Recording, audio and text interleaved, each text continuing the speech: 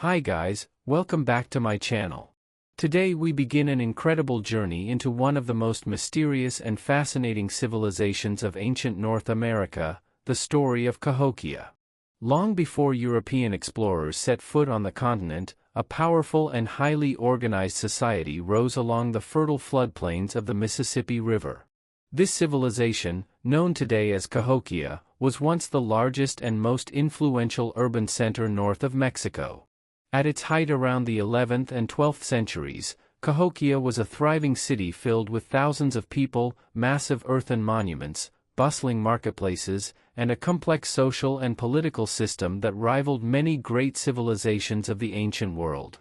Located near present-day Illinois, across the river from modern-day St. Louis, Cahokia covered nearly 6 square miles and was home to an estimated 20,000 inhabitants, making it larger than London during the same period. The city's most iconic feature was its enormous earthen mounds, carefully constructed by human hands using baskets of soil carried over many generations. The largest of these structures, now known as Monks Mound, still stands today as the biggest prehistoric earthwork in the Americas. Rising nearly 100 feet high and covering 14 acres at its base, this massive platform mound served as the political and religious center of the city, where elite leaders and priests likely lived and governed. Around it stretched a carefully planned urban landscape, filled with plazas, residential neighborhoods, ceremonial structures, and wooden defensive walls. Cahokia was not just a city, it was the heart of a vast cultural network that connected tribes and communities across much of North America. Archaeologists have discovered artifacts from distant regions, including copper from the Great Lakes, shells from the Gulf Coast, and exotic stones from the Appalachian Mountains, showing that Cahokia was part of a far-reaching trade system that spread ideas, goods, and influence across thousands of miles.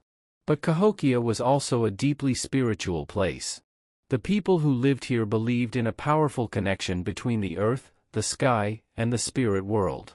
Their city was designed to reflect these beliefs, with sacred spaces aligned to celestial events such as the rising sun during solstices and equinoxes. One of the most remarkable discoveries at Cahokia is a structure often called Woodhenge, a circle of large wooden posts that functioned like a giant solar calendar, helping the people track the movement of the sun and mark important seasonal ceremonies. Through these rituals, the leaders of Cahokia reinforced their authority and maintained harmony between the human world and the forces of nature. Life in the city was busy and dynamic.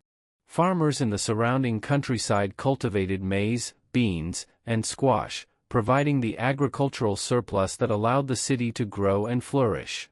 Skilled artisans created beautiful pottery, carved stone tools, and intricate ornaments that reflected both practical needs and cultural identity. Meanwhile, political leaders organized massive labor projects, coordinating thousands of workers to build the monumental mounds that still define the landscape today.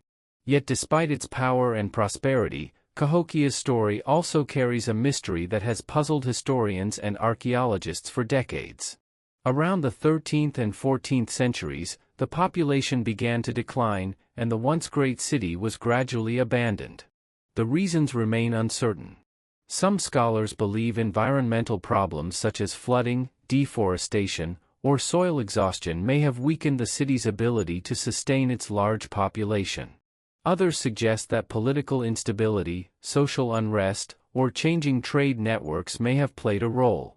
Whatever the cause, by the time European explorers arrived in the region centuries later, Cahokia had already faded into silence, leaving behind only its towering mounds and scattered artifacts as clues to its remarkable past. Today, the Cahokia Mounds remain one of the most important archaeological sites in North America and a powerful reminder that complex urban civilizations existed on this continent long before written history recorded them. As we begin this series, we will explore how this extraordinary city was founded, how its people lived and organized their society, how their beliefs shaped the construction of monumental architecture, and how Cahokia became the center of a vast cultural world. We will also examine the mysteries surrounding its sudden decline and the legacy it left behind in the history of indigenous America. So in this series, we will uncover the rise, the Golden Age, and the mysterious fall of Cahokia, one of the greatest forgotten cities of the ancient world. Part 1 begins long before the great earthen mounds of Cahokia dominated the Mississippi floodplain, in a time when small communities of Native American farmers and hunter-gatherers slowly adapted to the rich but sometimes unpredictable landscape of the central Mississippi Valley. Around the first millennium CE, the region that would later host the powerful city of Cahokia was already home to scattered villages belonging to what archaeologists call the late woodland cultures. These people lived in modest settlements, built homes from wood and clay, hunted deer and small animals in nearby forests, and cultivated crops such as maize, beans, and squash along the fertile riverbanks. The Mississippi River and its many tributaries shaped every part of their lives, providing fish, transportation routes, and fertile soil for agriculture. Over generations, the population of the region gradually increased as farming techniques improved and communities became more stable. This growth created new opportunities but also new challenges, as larger populations required stronger social organization, cooperation, and leadership. Around the 9th and 10th centuries, important cultural changes began to appear in the Mississippi Valley. Archaeological evidence suggests that some communities started to experiment with more complex social systems and larger ceremonial spaces. Small earthen mounds began to appear in certain settlements, possibly serving as religious platforms, burial sites, or symbols of emerging leadership. These early developments hinted at the beginnings of a transformation that would eventually lead to the creation of one of the most remarkable cities in ancient North America. The fertile land near the meeting point of the Mississippi, Missouri, and Illinois rivers proved to be an ideal location for growth. Seasonal flooding enriched the soil, making it perfect for large-scale maize agriculture, which could support far greater populations than earlier subsistence methods. As agriculture expanded, villages began to cluster more closely together, forming regional communities connected by trade, kinship, and shared traditions. By the late 10th century, one settlement in particular began to grow at an extraordinary pace. Located in the broad floodplain east of the Mississippi River, this settlement would soon become the center of a powerful new culture known today as Cahokia. Archaeologists believe that around the year 1050 CE, the region experienced what is often called the Big Bang of Cahokia, a sudden and dramatic expansion of population, construction, and political organization. During this period, thousands of people moved into the area, possibly from surrounding regions, transforming what had once been a modest settlement into a rapidly growing urban center. The landscape itself began to change as enormous labor projects reshaped the earth.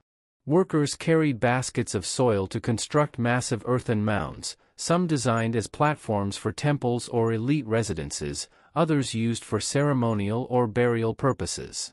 These structures required an astonishing amount of coordination and labor, suggesting the presence of powerful leaders capable of organizing large groups of people. At the heart of this growing city rose the structure that would later be known as Monks Mound, the largest earthen mound in the Americas. Built in several stages over many decades, this enormous platform eventually reached nearly 100 feet in height and became the central symbol of Cahokia's political and spiritual authority. Surrounding the mound, vast open plazas were carefully leveled to host ceremonies, gatherings, and public rituals that likely reinforced the power of the city's leaders and the shared beliefs of its people. Houses and neighborhoods spread outward from this ceremonial center, forming an organized urban layout that reflected planning and social structure. The sudden rise of Cahokia did not happen in isolation. The city quickly became the hub of a vast network of trade and cultural exchange. Artifacts discovered by archaeologists reveal connections reaching hundreds and even thousands of miles away. Copper tools and ornaments arrived from the Great Lakes region, marine shells came from the Gulf Coast, and unique stones and minerals traveled from distant mountains. These items were not only valuable materials but also powerful symbols of prestige and religious significance. Through these exchanges, Cahokia's influence spread across much of eastern North America, shaping what scholars now call the Mississippian cultural tradition. Yet the growth of Cahokia was not just about trade or construction, it was also about belief. The people of Cahokia developed a complex spiritual worldview that connected the earth, the sky, and the underworld. Their city was carefully aligned with celestial patterns, and ceremonies likely marked seasonal events such as solstices and equinoxes. Early forms of what archaeologists now call woodhenge, circular arrangements of tall wooden posts, may have been constructed during this early period to track the movement of the sun and guide important ritual activities. These structures demonstrate that the leaders of Cahokia were not only political organizers but also spiritual authorities who claimed to mediate between the human world and powerful cosmic forces. By the end of this transformative era, Cahokia had begun its journey from a regional settlement into a true urban center, drawing thousands of people into its orbit and reshaping the cultural landscape of North America. In the next part of this series, we will explore how Cahokia reached the height of its power, how its leaders ruled over a growing population, and how the city's monumental architecture and complex society turned it into the greatest prehistoric metropolis north of Mexico. Part 2 continues as the city of Cahokia entered a period of extraordinary growth and transformation after its dramatic expansion around 1050 CE. What had once been a modest settlement along the Mississippi floodplain rapidly evolved into a powerful urban center unlike anything previously seen in North America north of Mexico. Thousands of people from surrounding regions migrated toward Cahokia, drawn by its growing influence, fertile farmland, and emerging political and spiritual importance. As the population increased, the landscape of the city began to change on an immense scale. Large areas of land were cleared and leveled to create massive public plazas that served as gathering places for ceremonies, markets, and political events. These plazas formed the heart of Cahokia's urban design, surrounded by neighborhoods of homes constructed from wooden posts and thatched roofs. The houses were arranged in organized clusters, suggesting that the city had a structured layout and possibly distinct social groups or family networks living in specific districts. At the center of this expanding metropolis stood the enormous Monks Mound, which continued to grow larger as additional layers of earth were added over time. This towering platform mound dominated the city skyline and served as the symbolic and administrative heart of Cahokia. Archaeologists believe that a large temple or elite residence once stood on its summit, where the most powerful leaders of the city likely lived and conducted religious ceremonies. From this elevated position, these leaders could oversee the plazas below and demonstrate their authority both politically and spiritually. The ability to organize the construction of such massive monuments revealed a sophisticated system of leadership capable of directing thousands of workers. Each mound required millions of basket loads of soil, carried by hand and carefully arranged in layers to create stable platforms. This labor was not random but highly coordinated, suggesting that Cahokia had developed a strong political hierarchy where elites held significant control over resources and manpower. Surrounding the central mound complex were dozens of smaller mounds, each serving different functions within the city. Some appear to have supported buildings used for ceremonies or administration, while others served as burial sites for important individuals. In some of these burial mounds, archaeologists discovered elaborate grave goods including finely crafted shell beads, copper ornaments, and beautifully carved stone tools. These items indicate that certain members of Cahokia society held high status and were honored in death with valuable objects that symbolized their power and connections. As Cahokia expanded, it also became the center of a vast trade network that stretched across much of eastern North America. Traders and travelers arrived from distant regions, bringing materials that were rare or unavailable locally. Marine shells from the Gulf Coast were carved into ornaments and ceremonial items, while copper from the Great Lakes region was shaped into decorative plates and tools. These goods were often associated with religious symbolism and elite status, reinforcing the authority of Cahokia's leaders. The city's influence spread outward through both trade and cultural exchange, helping to establish what archaeologists now refer to as the Mississippian cultural tradition, a shared system of artistic styles, religious ideas, and mound-building practices that appeared across many societies in the southeastern and midwestern United States. Religion played a central role in maintaining the unity and power of Cahokia. The people believed in a complex cosmology that divided the universe into multiple spiritual realms connected through sacred places and rituals.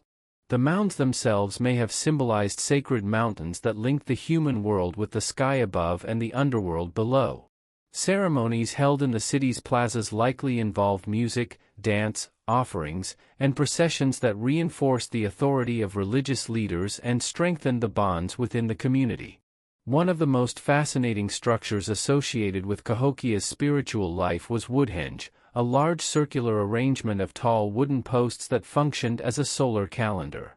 By observing the position of the rising sun between these posts during solstices and equinoxes, the people of Cahokia could track seasonal changes and determine the proper times for planting crops, harvesting food, and conducting important ceremonies.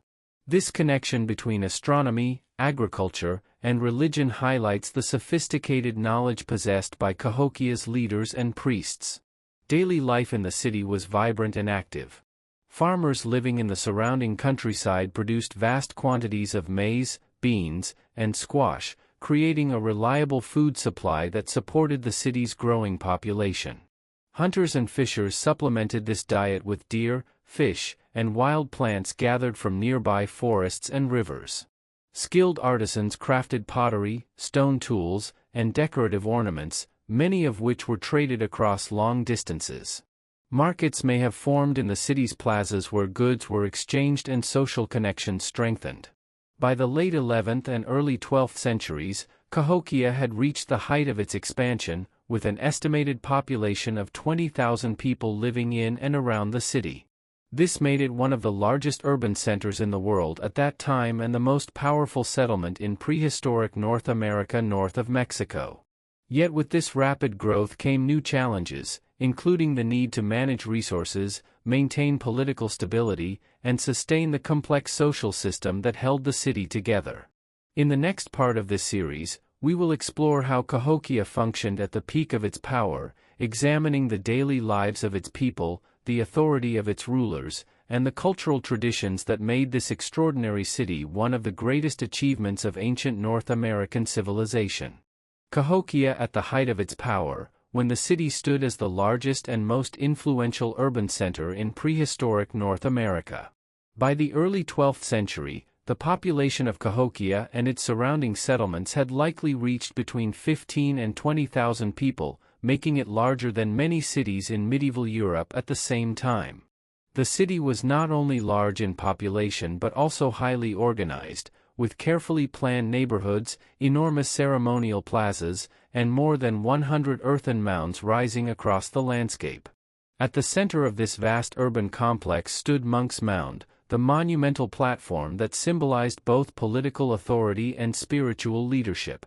From the summit of this towering structure, the ruling elite of Cahokia oversaw the activities of the city, reinforcing their position as intermediaries between the people and the spiritual forces believed to govern the universe.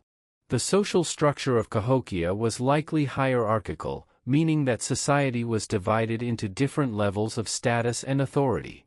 At the top were powerful leaders, possibly chiefs or priest-kings, who controlled religious ceremonies, political decisions, and major construction projects. These elites lived in large structures placed on top of important mounds, physically elevating them above the rest of the population and symbolizing their special role within society. Beneath them were skilled artisans, traders, and community leaders who helped manage daily life within the city. The majority of the population consisted of farmers, laborers, hunters, and craftspeople who supported the city's economy and construction efforts. This social hierarchy can be seen in the archaeological record, particularly in burial sites where some individuals were interred with elaborate grave goods while others were buried with few or no objects. One of the most famous discoveries related to Cahokia's social structure is a burial mound known as Mound 72, where archaeologists uncovered the remains of a high-status individual buried with thousands of shell beads arranged in the shape of a falcon. The falcon was an important symbol in Mississippian culture, often associated with power, warfare, and the sky world. Surrounding this central burial were the remains of several other individuals, suggesting that ritual sacrifice may have played a role in Cahokian religious practices. While the exact meaning of these burials remains debated, they clearly demonstrate the importance of ritual and symbolism within Cahokia's belief system. Religion shaped nearly every aspect of life in the city. The people of Cahokia believed in a universe divided into multiple spiritual realms, including the sky world above, the earth where humans lived, and an underworld associated with water and transformation. Maintaining balance between these realms required ceremonies, offerings, and the guidance of religious leaders who interpreted signs from nature and the heavens. The construction of mounds, temples, and ceremonial plazas reflected this worldview, creating sacred spaces where rituals could take place and where the community could gather during important seasonal events. Woodhenge, the circular arrangement of tall wooden posts located near the center of the city, played a crucial role in tracking the movement of the sun. During the spring and autumn equinoxes, as well as the summer and winter solstices, the rising sun would align with specific posts in the circle, allowing Cahokia's priests or astronomers to mark the changing seasons. These observations were vital for agricultural planning, helping farmers determine the best times to plant and harvest their crops. They also reinforced the spiritual authority of Cahokia's leaders, who claimed knowledge of cosmic patterns and used that knowledge to guide the community. Daily life in Cahokia was both busy and diverse. The city's markets and plazas were likely filled with activity as traders exchanged goods such as pottery, stone tools, woven textiles, and ornaments made from shell and copper. Farmers from nearby villages brought surplus crops into the city, while hunters supplied meat and hides from the surrounding forests. Women played a crucial role in food preparation, pottery production, and textile weaving, contributing greatly to the economic stability of the community. Children grew up learning the traditions of their society, participating in family tasks and community gatherings that strengthened social bonds. The influence of Cahokia extended far beyond the city itself. Through trade networks and cultural exchange, Cahokian ideas and artistic styles spread across a vast region stretching from the Great Lakes to the Gulf Coast. Similar mound-building traditions, religious symbols, and pottery styles appeared in many distant communities, suggesting that Cahokia served as a cultural and political center within a broader Mississippian world. Pilgrims, traders, and visitors may have traveled long distances to witness ceremonies, participate in trade, or form alliances with the powerful leaders of the city. Yet even at the peak of its success, subtle signs of change were beginning to appear. Maintaining such a large population required enormous amounts of food, wood, and other resources. The forests surrounding Cahokia were gradually cleared for farmland and construction materials, while the growing population placed increasing pressure on the environment. At the same time, the complex social system that held the city together required constant cooperation and stability. Any disruption in leadership, resources, or climate could potentially threaten the balance that allowed Cahokia to flourish. In the next part of this series, we will explore the beginning of these challenges and examine how environmental pressures, social tensions, and changing conditions may have started to weaken the once mighty city of Cahokia. Part 4 begins during a time when Cahokia still appeared powerful and impressive, yet beneath the surface the city was beginning to face challenges that would gradually reshape its future. By the middle of the 12th century, Cahokia had already stood for generations as the heart of the Mississippian world, with thousands of people living in and around the city and many more connected through trade, culture, and shared religious traditions. The monumental mounds still dominated the skyline, ceremonies continued in the vast plazas, and the ruling elites maintained their authority from the summit of Monks Mound. However, maintaining such a large and complex urban center required an enormous amount of resources, and over time the demands placed on the surrounding environment began to grow heavier. The forests around Cahokia were steadily cleared to provide wood for houses, defensive walls, cooking fires, and construction projects. Timber was essential for building homes and structures, but it was also used to create the massive wooden posts for ceremonial constructions like Woodhenge. As the population expanded, more land was needed for agriculture, leading farmers to cut down additional forests and expand maize fields across the fertile floodplain. This agricultural success had once been the foundation of Cahokia's prosperity, but intensive farming over many decades may have begun to strain the soil and reduce its productivity. Another growing concern was the unpredictable nature of the Mississippi River and its seasonal floods. While the river's flooding enriched the soil with nutrients, making the land ideal for farming, it could also cause destructive damage to crops and settlements if water levels became too high. Some archaeological evidence suggests that Cahokia experienced significant flooding events during this period, which may have disrupted agriculture and forced communities to rebuild parts of the city. Flooding could damage houses, destroy stored food supplies, and spread disease, creating hardships for the population. At the same time, the increasing size of Cahokia meant that political leadership had to manage a far more complicated society than before. The rulers and religious leaders who had once united the city through ceremonies and shared beliefs now faced the challenge of maintaining control over a population that was diverse and possibly divided into different cultural groups. Some scholars believe that many of Cahokia's inhabitants had migrated from surrounding regions during the city's rapid expansion in the previous century. These migrants may have brought their own traditions and loyalties, which could have created tensions within the growing urban society. The need to organize labor for large construction projects may also have placed additional pressure on the population. Building and maintaining the enormous earthen mounds required thousands of workers and continuous effort over long periods of time. If resources became scarce or if people began to question the authority of their leaders, these large communal projects could have become more difficult to sustain.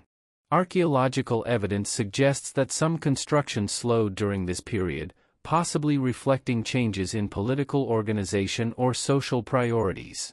Signs of social stress may also appear in certain burial sites, where archaeologists have found evidence of violent injuries or unusual burial arrangements.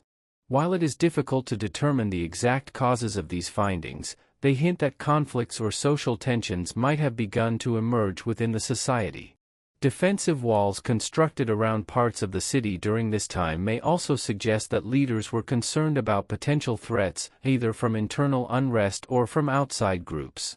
Despite these challenges, Cahokia remained a vibrant and culturally rich city. Trade networks continued to connect it with distant regions, bringing valuable materials such as copper, shell, and exotic stones into the city. Skilled artisans continued to produce intricate pottery, finely carved stone tools, and beautiful ornaments that reflected the artistic traditions of the Mississippian culture. Ceremonies and rituals still played an important role in maintaining unity and reinforcing the spiritual beliefs that connected the community. The plazas and mounds remained places where people gathered for festivals, rituals, and important social events. Yet slowly, subtle changes were taking place across the city and its surrounding settlements. Some neighborhoods began to shrink or show signs of abandonment, while others shifted their locations. The once rapidly expanding population may have started to stabilize or even decline. Environmental pressures, political challenges, and social tensions likely interacted in complex ways, creating a gradual transformation that was not immediately obvious to those living at the time. Rather than a sudden collapse, the story of Cahokia appears to have been a slow and complicated process in which many factors combined to weaken the foundations of the city's power. By the late 12th and early 13th centuries, the signs of change were becoming more noticeable. The great urban center that had once dominated the Mississippi Valley for generations was beginning to lose some of its strength and stability. In the next part of the series, we will explore how these pressures continued to grow and how the once thriving city of Cahokia gradually entered a period of decline that would eventually lead to its mysterious abandonment. Period when Cahokia still stood as an impressive and powerful city, yet subtle signs of change and strain were beginning to appear beneath the surface of its success. By the mid-12th century, Cahokia had already existed for several generations as the heart of the Mississippian cultural world, attracting thousands of inhabitants and influencing communities across a vast region of North America. The monumental mounds still rose high above the floodplain, and Monks Mound continued to dominate the skyline as the symbolic center of authority and spiritual power. Large plazas remained active gathering places where ceremonies, rituals, and public events reinforced the unity of the population and the authority of the ruling elite. However, maintaining such a large and complex city required enormous amounts of resources, and over time the demands placed on the surrounding landscape began to grow heavier. The forests around Cahokia were steadily cleared to supply timber for homes, construction projects, cooking fires, and defensive structures. Wood was also required for the massive ceremonial posts used in structures like Woodhenge, as well as for tools, storage facilities, and transportation. As more land was cleared, the natural environment of the region gradually changed. Areas that once contained dense forests were transformed into open farmland where maize, beans, and squash were cultivated in large quantities to feed the growing population. For many years this agricultural system supported Cahokia's prosperity, but intensive farming over long periods could weaken the soil and reduce crop yields. Farmers likely had to expand their fields farther from the city, which required additional labor and may have increased pressure on nearby ecosystems. At the same time, the Mississippi River, which had always been both a blessing and a challenge for the inhabitants of Cahokia, continued to shape the city's fate. Seasonal flooding enriched the soil and supported productive agriculture, but the river could also become destructive when water levels rose too high. Archaeological evidence suggests that Cahokia may have experienced several significant flooding events during this era, which could have damaged homes, destroyed crops, and disrupted daily life. Flooding could also affect stored food supplies, creating periods of scarcity that placed stress on the community. Environmental pressures like these may have gradually weakened the stability that had once allowed the city to flourish so rapidly. Alongside environmental challenges, Cahokia's complex social and political system faced its own difficulties. The city had grown quickly during the explosive expansion of the 11th century, and many of its residents likely came from different surrounding regions. These migrants brought their own traditions, customs, and identities, which may have created a diverse but sometimes fragile social structure. Maintaining unity among such a large and varied population required strong leadership and effective religious authority. The ruling elites who lived atop the Great Mounds were responsible for organizing labor, overseeing construction, guiding ceremonies, and ensuring that the spiritual balance of the community was maintained. If people began to question the power or legitimacy of these leaders, it could disrupt the delicate system that held the city together. Evidence from archaeological excavations suggests that some large construction projects slowed during this time. Earlier generations had built new mounds rapidly and expanded the city's monumental architecture, but later phases show fewer major projects and signs that certain areas were no longer being maintained with the same intensity.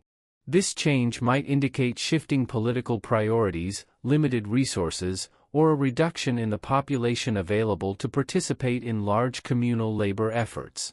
In some parts of Cahokia, defensive walls were constructed or reinforced, suggesting that leaders were concerned about possible threats or conflicts. These threats could have come from outside groups competing for resources, or they might reflect tensions within the city itself as social pressures increased. Archaeologists have also discovered evidence in some burial sites that suggests episodes of violence or unusual ritual activity, although the exact meaning of these discoveries remains debated among scholars. Despite these emerging challenges, Cahokia did not suddenly collapse. The city remained an active and influential center for many years. Trade networks still connected it with distant regions, bringing valuable materials such as copper from the Great Lakes, marine shells from the Gulf Coast, and rare stones from distant mountains. Skilled artisans continued producing pottery, stone tools, and decorative ornaments that reflected the artistic traditions of Mississippian culture. Ceremonial life also continued to play an important role in maintaining community identity. Seasonal gatherings, rituals connected to agriculture, and astronomical observations at structures like Woodhenge likely remained central to the spiritual life of the city. Yet beneath this outward stability, gradual transformations were underway. Some neighborhoods began to shrink or shift location, and the once rapidly growing population may have begun to stabilize or slowly decline. Environmental stress, political uncertainty, and social change likely combined to create a complex situation in which the foundations of Cahokia's power were slowly weakening. The great city still stood, its mounds towering above the plains and its traditions continuing through ritual and community life, but the forces that had once driven its explosive rise were no longer as strong as they had been in earlier centuries.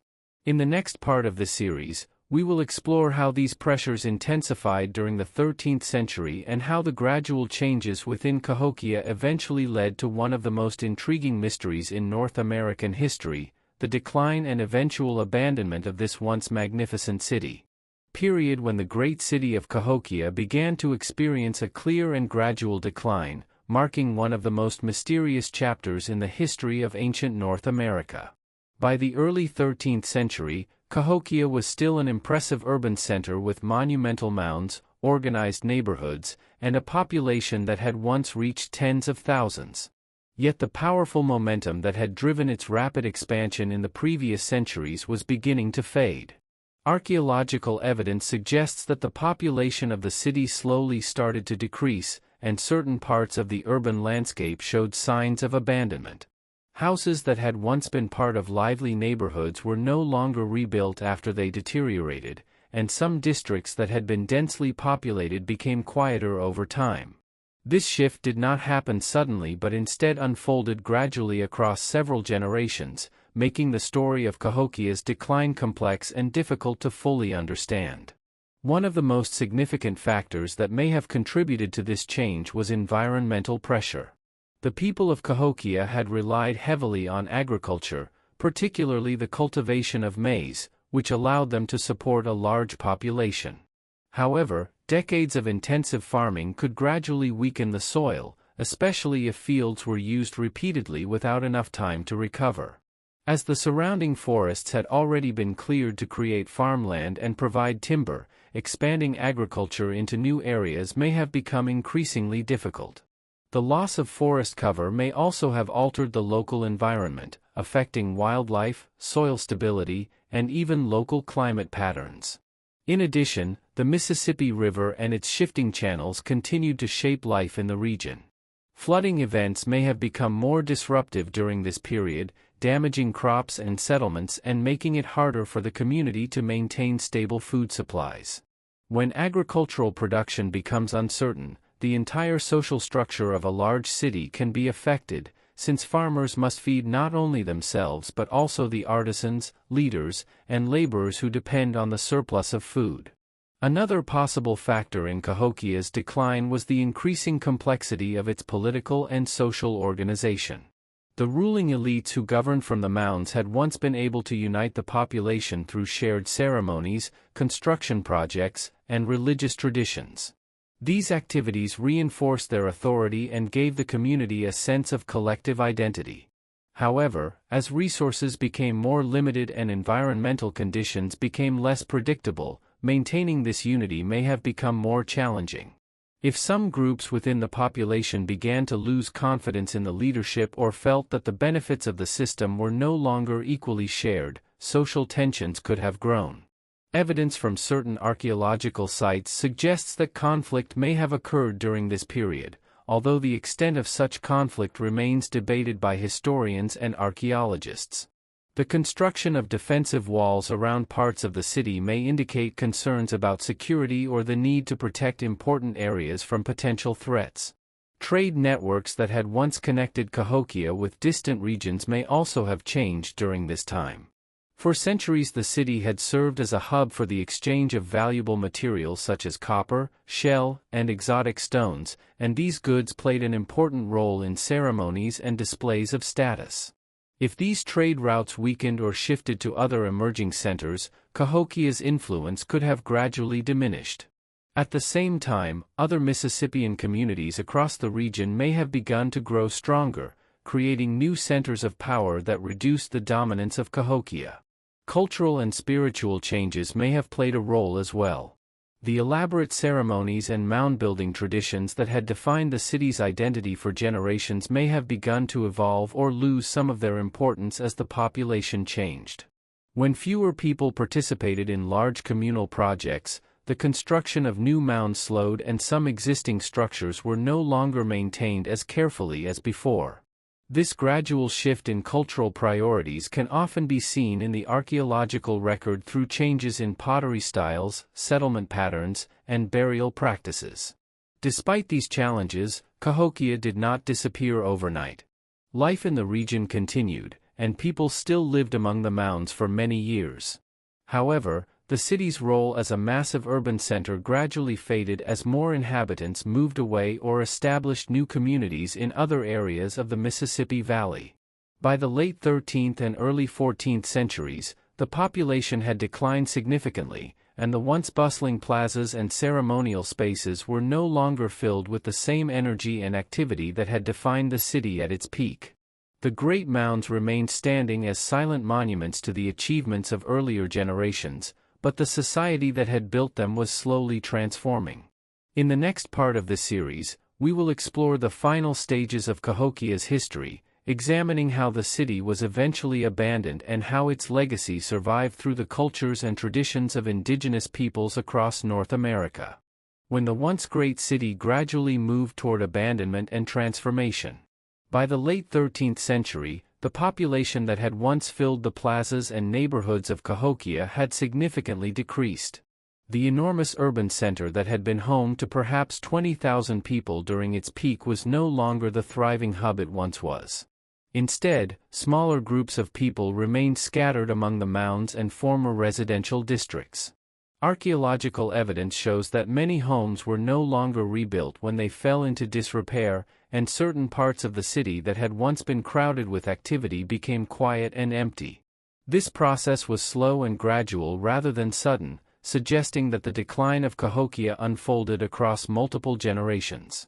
The reasons behind the final abandonment of the city remain one of the most intriguing mysteries in North American archaeology.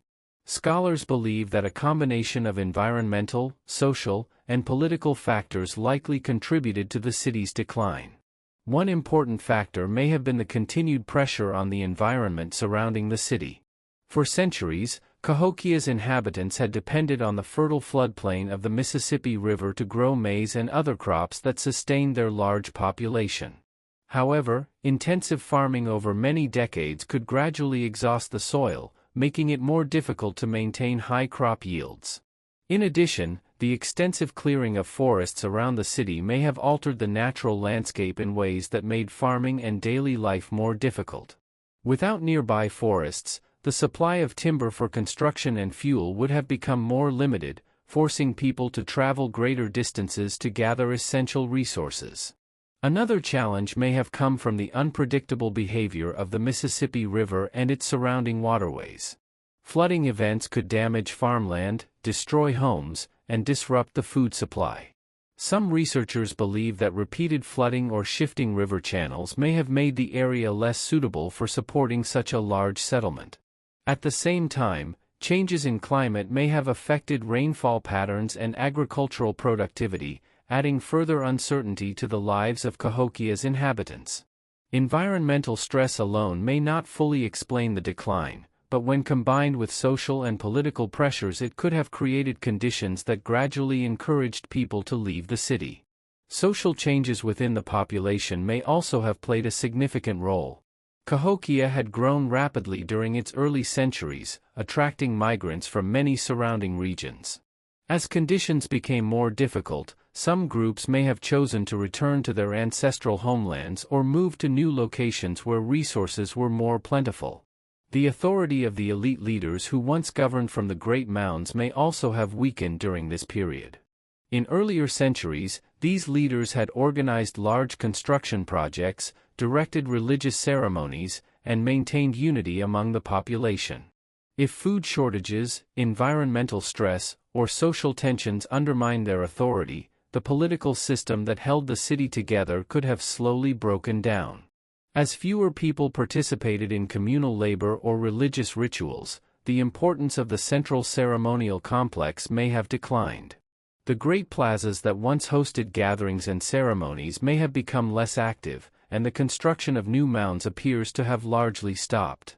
By the early 14th century, the process of abandonment was well underway. Many of the remaining inhabitants moved away from the central city area, forming smaller settlements in other parts of the Mississippi Valley and beyond. These migrations did not mean that the culture of Cahokia disappeared completely. Instead, the traditions, beliefs, and artistic styles that had developed in the city spread across different regions as people carried their knowledge with them.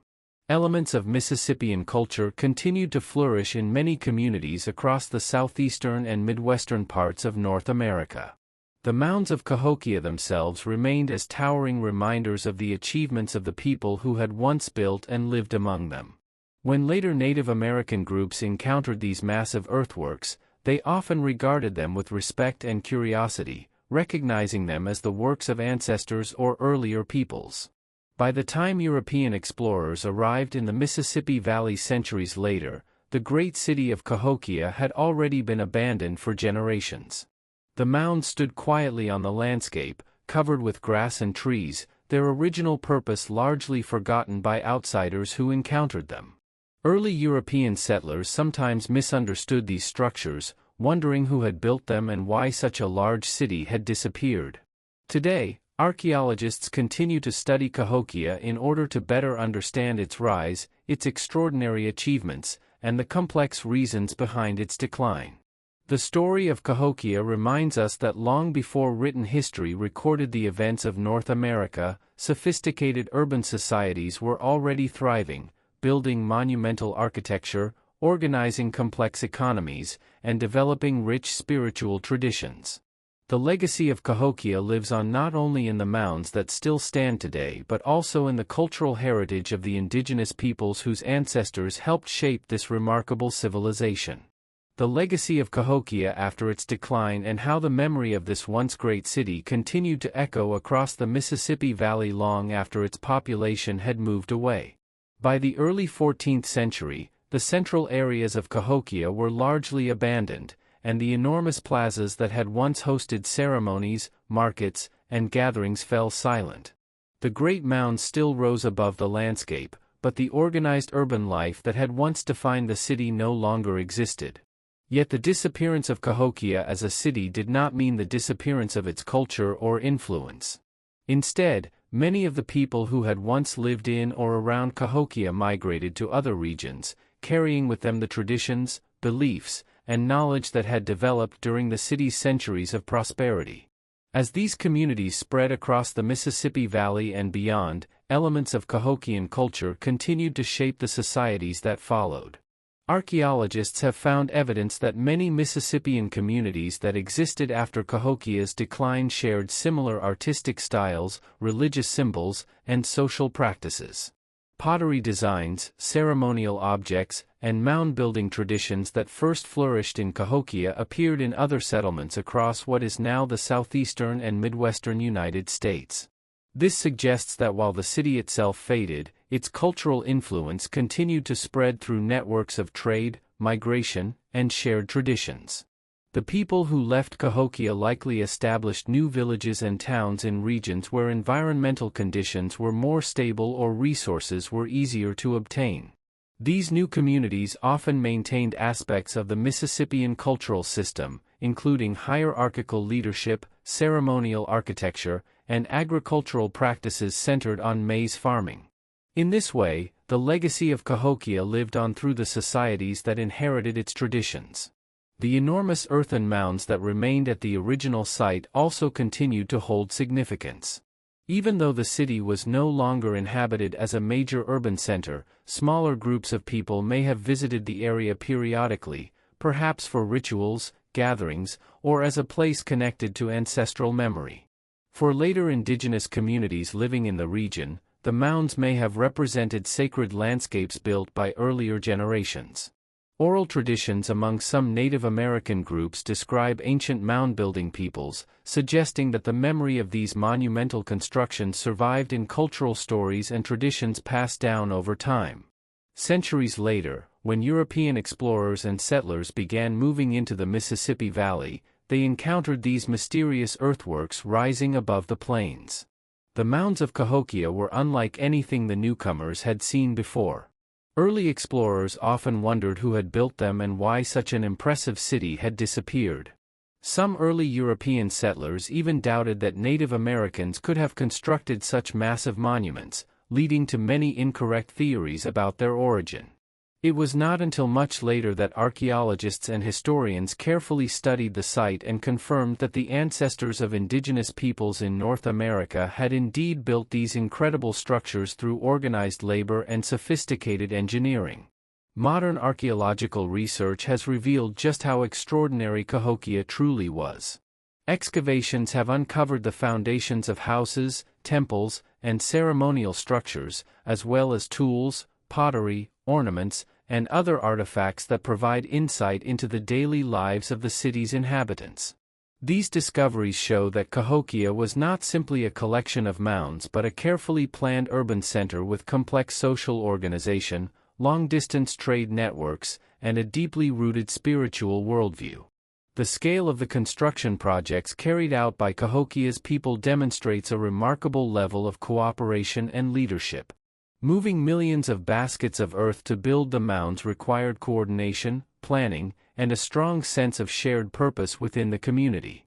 Today, Cahokia is recognized as one of the most important archaeological sites in North America and offers valuable insight into the history of indigenous civilizations on the continent. The surviving mounds stand as powerful reminders of a society that once thrived long before European contact. They tell the story of a people who transformed the landscape, built monumental architecture, and created a vibrant urban culture connected by trade, agriculture, and spiritual traditions. The study of Cahokia continues to evolve as new technologies and discoveries reveal additional details about how the city functioned and why it eventually declined. Archaeologists use advanced methods such as soil analysis, remote sensing, and digital mapping to better understand the layout of the ancient city and the environmental conditions that shaped its development. Each new discovery adds another piece to the puzzle of Cahokia's past, helping scholars reconstruct the lives of the people who built and inhabited this remarkable place. The story of Cahokia is ultimately a story of innovation, adaptation, and cultural influence. Even though the city itself eventually faded from the landscape, the ideas, traditions, and achievements of its people continued to shape the history of North America for centuries. In the next part of this series, we will take a deeper look at the cultural and spiritual world of Cahokia, exploring the beliefs, symbols, and rituals that guided the lives of the people who built one of the greatest prehistoric cities in the Americas. The cultural and spiritual world of the people who lived in Cahokia, revealing how belief, symbolism, and ritual shaped nearly every aspect of life in this extraordinary city. For the inhabitants of Cahokia, the physical world and the spiritual world were deeply connected, and their understanding of the universe guided how they built their city, organized their society, and carried out their daily activities. Archaeologists and historians believe that Cahokia was influenced by a complex system of beliefs often associated with the broader Mississippian religious tradition, sometimes referred to by scholars as the Southeastern Ceremonial Complex. This cultural system included powerful symbols, sacred animals, and ceremonial practices that connected communities across a large region of North America. In Cahokia, these beliefs were expressed through art, architecture, and carefully planned ceremonies that reinforced the authority of leaders and maintained harmony between humans and the spiritual forces of the universe. One of the most important ideas within Cahokian belief was the concept of a layered universe. According to many interpretations, the people believed that the cosmos was divided into several realms: the upper world or sky realm, the middle world where humans lived, and the lower world associated with water, darkness, and transformation. These realms were believed to be connected through sacred places and powerful rituals. The large earthen mounds of Cahokia may have symbolized these connections, acting as artificial mountains that linked the earth with the sky. Leaders and priests who lived or conducted ceremonies on top of these mounds were therefore positioned closer to the spiritual world, reinforcing their role as intermediaries between the people and the unseen forces that govern nature and fate. Religious ceremonies were likely among the most important events in Cahokia's social life. During these gatherings, large numbers of people would assemble in the city's plazas to witness rituals that may have included music, dancing, storytelling, and offerings to spiritual beings. These ceremonies not only honored the spiritual world but also strengthened the unity of the community and reinforced the authority of the ruling elite who organized and led these events. The plazas surrounding the mounds were carefully designed spaces where such gatherings could take place, allowing thousands of people to participate or observe important rituals throughout the year. Astronomical observation also played a key role in Cahokian spiritual life. The people closely watched the movements of the sun and other celestial bodies, believing that these patterns reflected the order of the universe. One of the most fascinating structures discovered at Cahokia is Woodhenge, a large circular arrangement of tall wooden posts located west of Monks Mound. This structure functioned as a solar calendar, allowing observers to track the position of the rising sun during important times of the year such as the summer and winter solstices and the spring and autumn equinoxes. On these days, the sun would rise in alignment with specific posts in the circle, creating a dramatic visual event that may have been accompanied by ceremonies or gatherings. By using Woodhenge to track the seasons, the people of Cahokia could determine the correct times for planting crops, harvesting food, and holding religious celebrations. The artistic traditions of Cahokia also reveal much about the beliefs of its people. Archaeologists have discovered numerous carved objects made from stone, shell, and copper that feature powerful symbols and animal imagery. One of the most important figures in Mississippian symbolism is the falcon or birdman, often associated with the sky world, warfare, and leadership. This figure appears in carvings and decorative objects found in Cahokia and other Mississippian sites. Another common symbol is the serpent or underwater creature connected to the lower world and the power of water. These symbols represented the balance between different forces of the universe and were often used in ceremonial contexts. The famous burial discovered in Mound 72, where thousands of shell beads were arranged in the shape of a falcon around a high-status individual, demonstrates the deep connection between religious symbolism and social hierarchy in Cahokia. Ritual practices may also have included offerings of valuable objects, feasts, and possibly even human sacrifices during particularly important ceremonies. Although the exact details remain uncertain, archaeological evidence suggests that some individuals buried in certain mounds may have been part of ritual events connected to leadership transitions or major religious occasions. These acts would have been deeply symbolic, reinforcing the spiritual authority of Cahokia's leaders and their connection to the cosmos. Daily life in Cahokia was also influenced by these beliefs. Agricultural cycles, hunting practices, and community gatherings were likely organized according to the rhythms of nature and the guidance of religious leaders. The people saw themselves as part of a larger cosmic order in which humans, animals, plants, and spiritual beings were all interconnected. Maintaining balance within this system required respect for natural forces and participation in the rituals that honored them.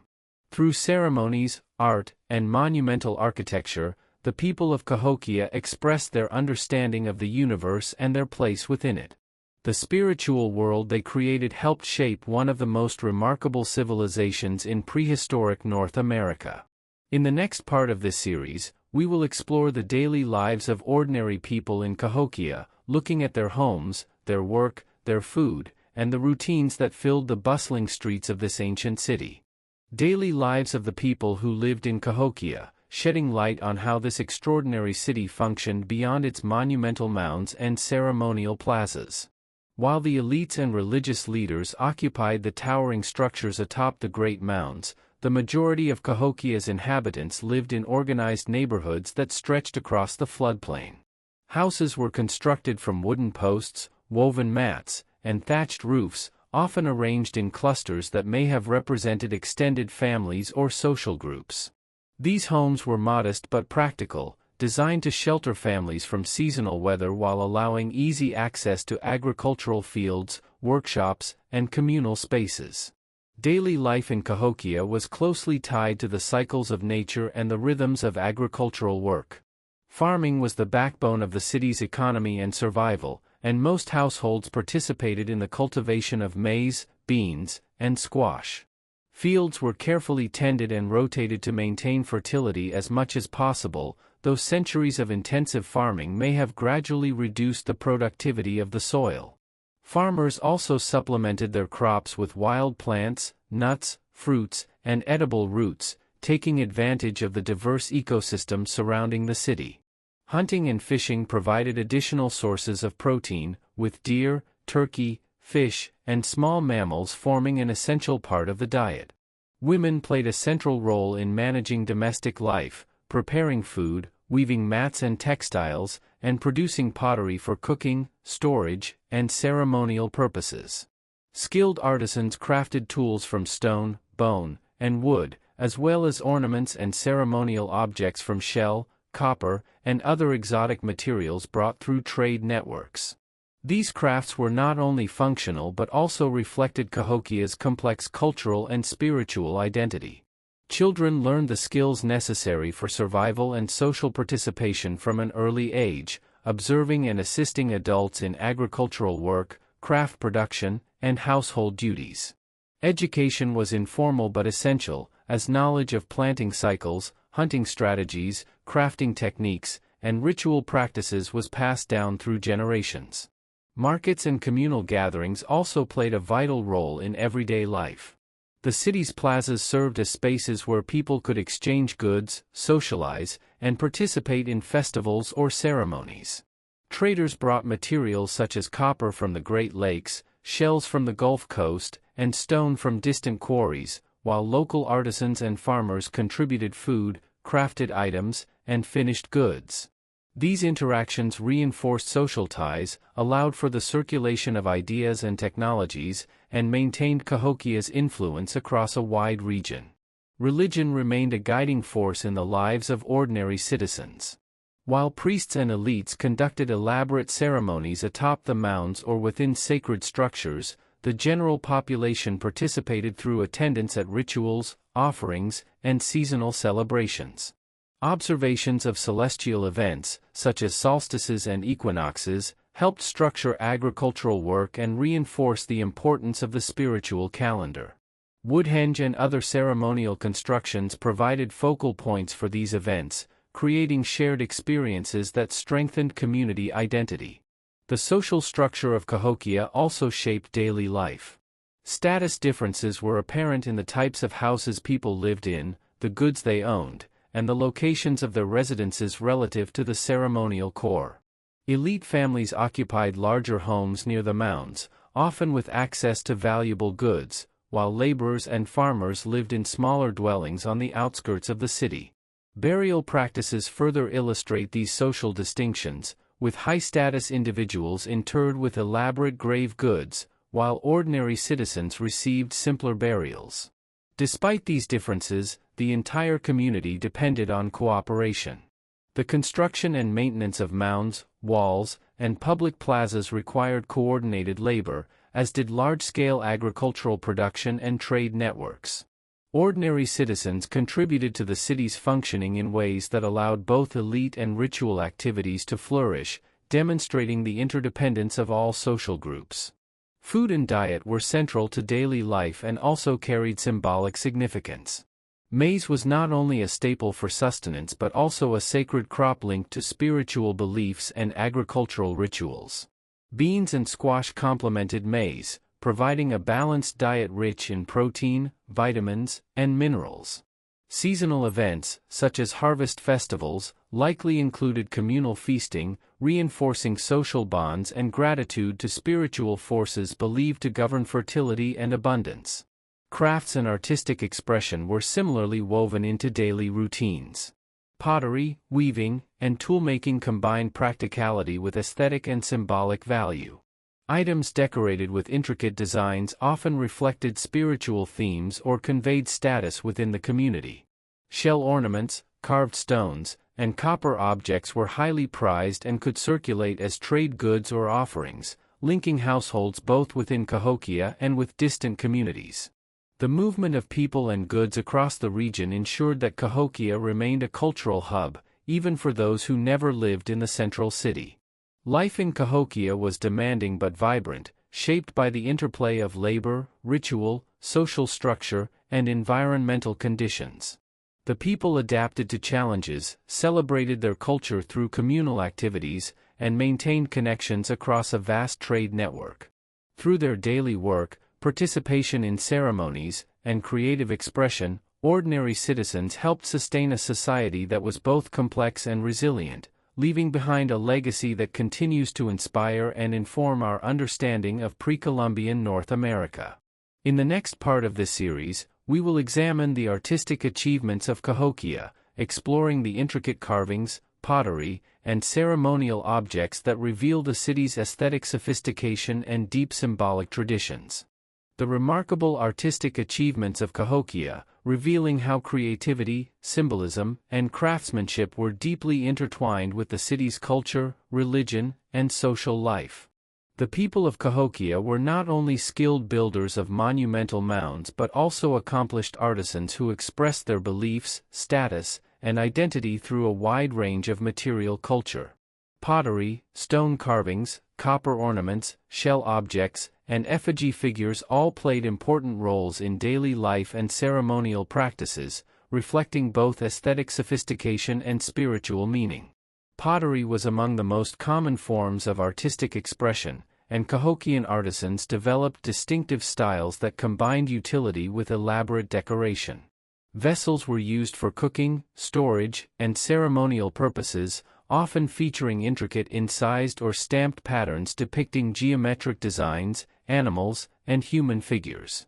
These motifs were not purely decorative, many held symbolic significance connected to the spiritual beliefs of the Mississippian world. Birds, serpents, and other animals frequently appeared on pottery and other artifacts, representing cosmic forces, spiritual intermediaries, or clan symbols. Effigy vessels shaped like animals or mythological beings provide particularly vivid examples of Cahokia's creative imagination, blending natural observation with symbolic meaning. Carved stone and wood also played an important role in the city's artistic expression. Stone statues, figurines, and finely worked tools demonstrate advanced skill in shaping hard materials, while wooden objects, though less likely to survive over centuries, were central to both daily use and ceremonial purposes.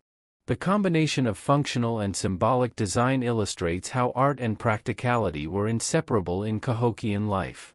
Copper was another material that reflected both wealth and artistic sophistication.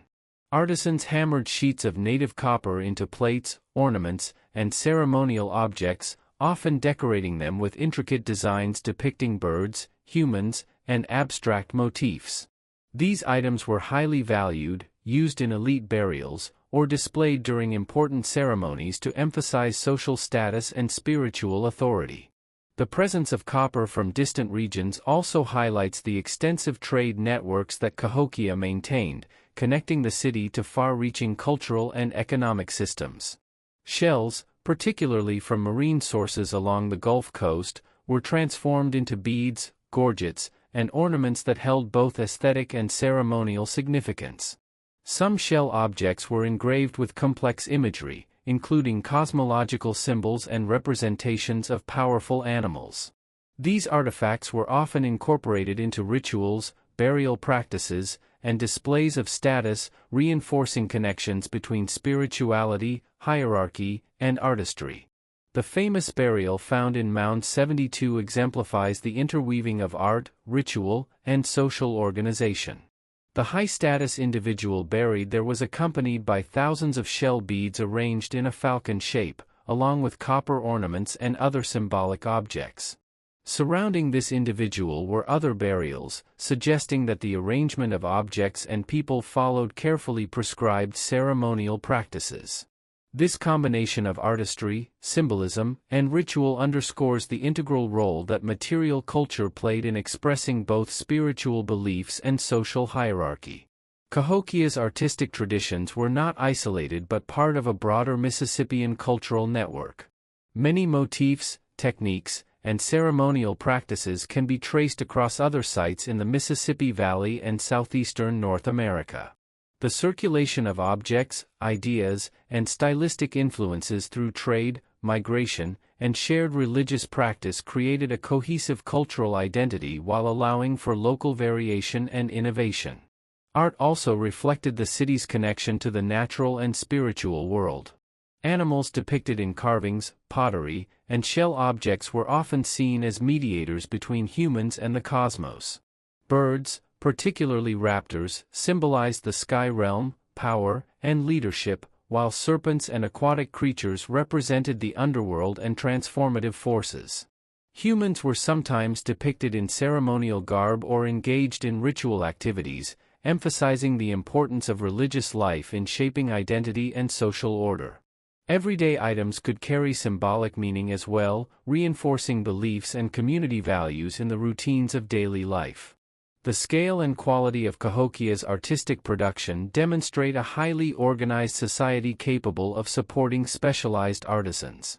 Craft production was likely centralized in workshops or household clusters, where knowledge and techniques were passed down through generations. These artisans played a vital role in the economy, culture, and spiritual life of the city, producing objects that were essential for trade, ritual, and status display. Through their work, they helped maintain the city's identity and influence across the broader Mississippian world. Cahokia's art also functioned as a form of communication, conveying information about social relationships, cosmology, and political authority to those who encountered it. Objects were imbued with meaning that extended beyond their immediate appearance, allowing both insiders and outsiders to understand connections between the spiritual, social, and environmental realms. Even after the decline and abandonment of the city, the artistic traditions of Cahokia influenced surrounding communities, ensuring that the city's cultural legacy persisted long after its population had dispersed. In this way, the creativity and symbolic expression of Cahokia's artisans offer a window into the values, beliefs, and achievements of a civilization that transformed the Mississippi Valley.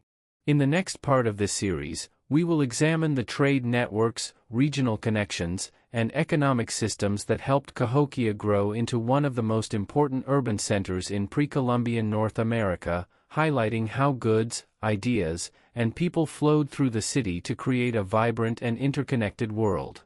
Extensive trade networks and economic systems that underpinned Cahokia's prominence, revealing how the city became a hub of interaction, exchange, and influence across a vast region of prehistoric North America. Cahokia's strategic location near the confluence of the Mississippi, Missouri, and Illinois rivers allowed it to control key waterways that facilitated the movement of people, goods, and ideas. These rivers acted as natural highways, connecting Cahokia with distant regions, from the Gulf Coast to the Great Lakes, and even into the Appalachian foothills. Through these connections, Cahokia's inhabitants accessed raw materials, exotic goods, and spiritual objects that were essential to both daily life and ceremonial practice. One of the most valuable commodities in Cahokia's trade system was marine shell, sourced primarily from the Gulf of Mexico. Artisans transformed these shells into beads, gorgets, pendants, and ceremonial items, often engraved with complex symbolic designs. Shells were highly prized, serving not only as adornment but also as currency in some exchanges and as offerings during ritual ceremonies. Their widespread distribution across the region demonstrates the extent of Cahokia's influence, as shell objects originating in the city have been found hundreds of miles away, testifying to long-distance trade connections. Copper, particularly from the Great Lakes region, was another critical material that flowed into Cahokia. Native copper was hammered into plates, ornaments, and ceremonial tools, which were often used to denote high status or to accompany burials of elite individuals. The presence of copper artifacts at Cahokia and in surrounding communities underscores the city's central role in redistributing valuable materials across the Mississippian world. Stone, both local and exotic, was also integral to trade and craft production. Chert and flint were used for tools, knives, and projectile points, while harder stones, such as galena and hematite, were shaped into ornaments, ceremonial objects, and pigments. The sourcing of these materials from distant locations illustrates that Cahokia's inhabitants participated in a complex web of exchange that connected multiple ecological and cultural zones. Agricultural surpluses formed the backbone of Cahokia's internal economy and also enabled participation in long-distance trade. Fertile floodplain fields produced maize, beans, squash, and other staple crops, which supported the city's large population and created opportunities for redistribution. Food surpluses allowed some residents to specialize in craft production, trade, and religious or political leadership, while others could participate in monumental construction projects without needing to focus exclusively on subsistence. This interdependence between agriculture, craft specialization, and trade created a resilient and interconnected economic system. Markets likely existed within Cahokia's plazas, providing a space for people to exchange goods, socialize, and participate in civic life. Traders, artisans, and farmers could interact directly, negotiating the value of commodities ranging from practical items such as pottery and tools to symbolic objects like shell and copper ornaments.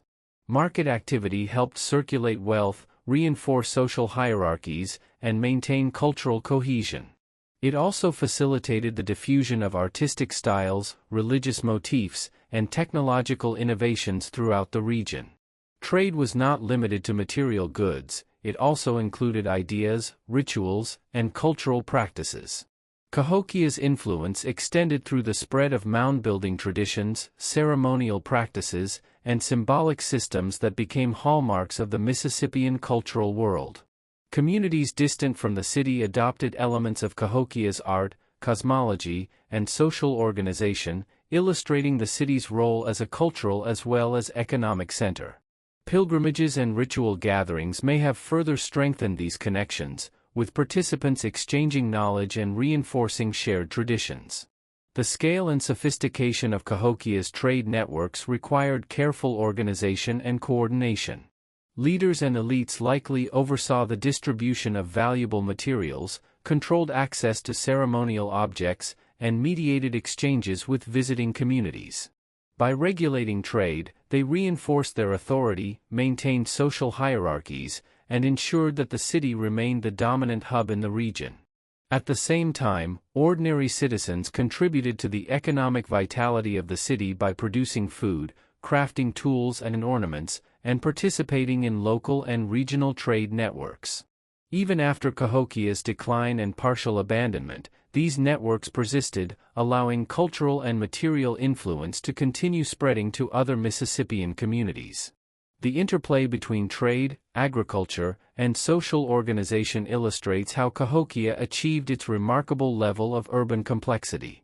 Access to distant resources and the ability to redistribute them internally strengthened both the economic and symbolic power of the city. Objects circulating through Cahokia were not merely commodities, they carried meanings connected to status, spirituality, and regional identity. This integration of material, social, and spiritual networks helped maintain cohesion in a population that was large, diverse, and spread across a wide area. Archaeological evidence, including the distribution of exotic materials, burial artifacts, and monumental architecture, demonstrates the centrality of trade to Cahokia's rise and influence. By studying these patterns, scholars gain insight into how urbanism, leadership, and economic strategy were intertwined in one of North America's most significant pre-Columbian cities. In the next part of this series, we will explore the environmental challenges and pressures that gradually affected Cahokia, examining how changes in climate, agriculture, and natural resources contributed to the city's eventual decline and transformation. The environmental challenges and pressures that gradually shaped Cahokia's trajectory, revealing how changes in climate, resource management, and natural conditions influenced the rise and eventual decline of this remarkable city. Cahokia thrived for centuries in the fertile floodplain of the Mississippi River, where rich alluvial soil supported intensive agriculture and a dense urban population. Maize, beans, and squash formed the cornerstone of the diet, providing enough food to sustain thousands of people and generate surplus for trade and ceremonial purposes. However, sustaining such a large population over generations placed increasing demands on the surrounding environment. Continuous clearing of forests for farmland, timber, and construction materials gradually altered the local landscape, reducing natural resources and changing the ecological balance. The removal of trees affected soil stability, water retention, and wildlife habitats, while repeated farming may have diminished soil fertility over time. These cumulative environmental pressures would have required more labor and innovation to maintain agricultural productivity and meet the needs of a growing urban population. Seasonal flooding of the Mississippi River, which initially benefited Cahokia by depositing nutrient-rich silt on fields, could also become destructive. High water events sometimes destroyed crops, damaged houses, and disrupted the flow of trade and daily life. Archaeological evidence suggests that Cahokia experienced repeated flooding during its history, and these events may have increased in frequency or severity as the landscape around the city changed due to deforestation and soil erosion. Managing water and protecting farmland would have required significant communal effort, particularly as the population remained large and the city expanded across the floodplain. Climatic variations also posed challenges. Studies of tree rings, sediment layers, and other environmental proxies indicate that Cahokia and the surrounding region experienced periods of drought interspersed with wetter conditions. Droughts would have stressed crops and water supplies, potentially leading to food shortages and placing pressure on both ordinary citizens and the elite leaders responsible for resource management. In years of low yield, the social and political cohesion of the city may have been tested, as leaders struggled to distribute food, organize labor, and maintain ritual activities that reinforced their authority.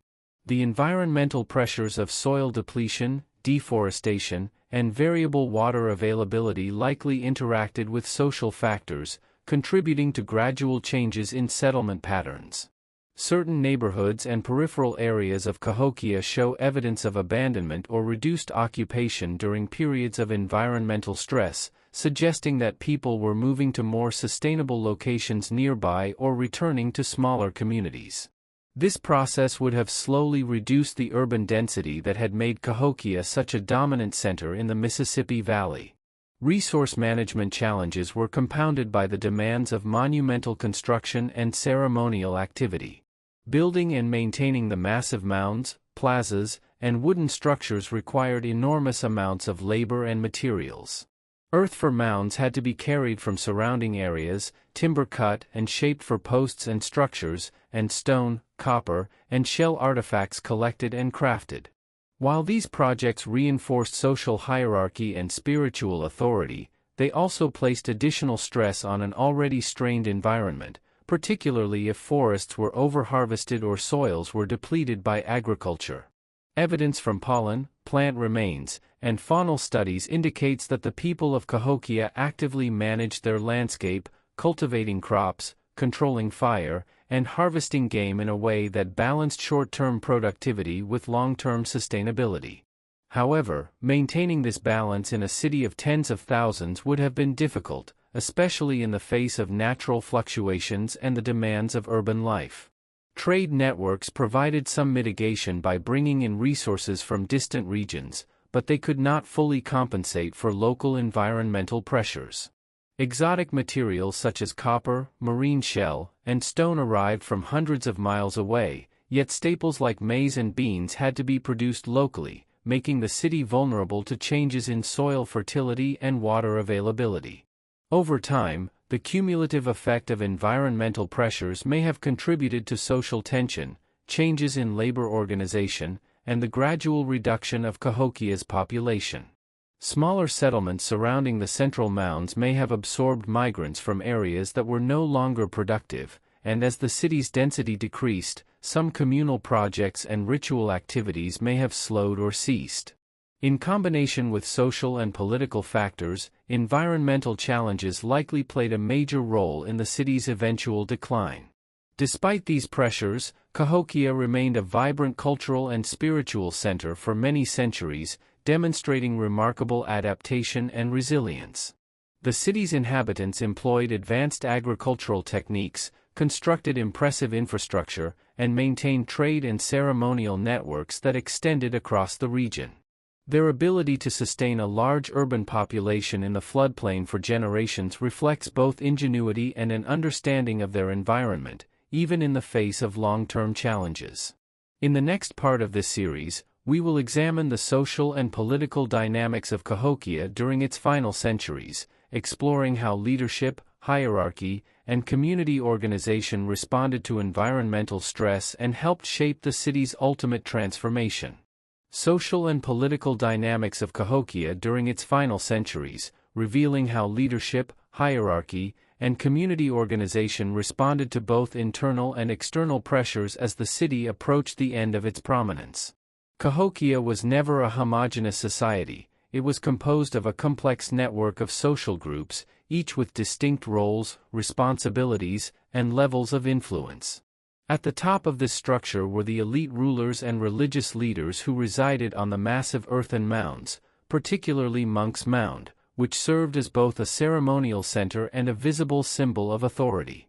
These elites were responsible for organizing labor for mound construction, regulating trade networks, overseeing religious ceremonies, and maintaining social cohesion across a population that may have reached tens of thousands at its peak.